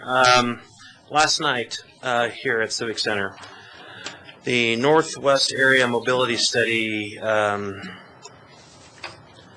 RTD had a meeting here and provided everyone with a video and some placards regarding the study, Northwest Area, the NAM study, about fast tracks, the rail, and bus rapid transit. There's some information. And if you read the Times call this morning about how without additional funding and how bus rapid transit is probably what we're going to see instead of a commuter rail to Longmont until who knows when. This coming Thursday at 8 o'clock, I'm, as council is aware, I'm the NAM's representative for the city. I wasn't that enthused with the presentation we got. I know there are other members of council, and I'm not sure how enthused you were. I'm not aware that the city has changed its position. As far as I'm still concerned, the position of the city is that we are still focused on the north line, that we have not changed our position, that we are still on the northwest. Although it was relayed to me later that last night that perhaps the former council representative may have suggested that we would still, regarding the study and how it came out, that we might still be interested in the northwest. I'm very skeptical of how this study came out in the ridership and how those numbers came about and the costs. I'm going to relay that at that meeting very strongly, that I believe that the residents of Longmont voted for rail, that we did not vote for, that in the original 2004 vote, that yes, we did vote for rail, we did vote for buses, but I don't think we voted for what RTD is calling bus rapid transit. It's a bus. It's not even bus rapid transit in isolated lanes. It's managed lanes which other cars can get in. I will do my best to relay that message very strongly, and as I related to those staff members here and to our RTD representative, this is not what we voted for. The position of the city council of the city of Longmont is, we're paying for rail, give us our rail. While other cities to our west and the county may want BRT, we did not vote for BRT. Point of order, Mayor. Councilmember, this is Bagley. Thank you, Mayor. I've got a legal question. So it's after 11. So technically, according to the charter, we end at 11. Is it therefore not permitted to make a motion to go past 11? Aren't we therefore done? This meeting is adjourned. It's impossible. It's impossible to have a motion after the meeting is done. So it's 11. The motion wasn't made. We're done, right? Technically, just making sure. Mayor and council, it's a rule of procedure that says the meetings typically run to 11. You are always welcome to suspend your rules of procedure. I move that we adjourn. I'll second that. Vote. Call a question. All right. Let's vote. This is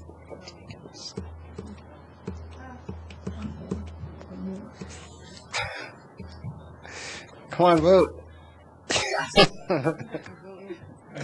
Doesn't tell me when I have to go. That's right. That's right. We can just leave it unvoted. No, I'm not letting you in now. No. I'm not. Change my amendment. Yep. Okay, it passes 4-1 with Councilmember Levison dissenting and Councilmember Moore and Santos refusing to vote. So this meeting's adjourned. You have to vote. It says you have to vote, but it doesn't say what.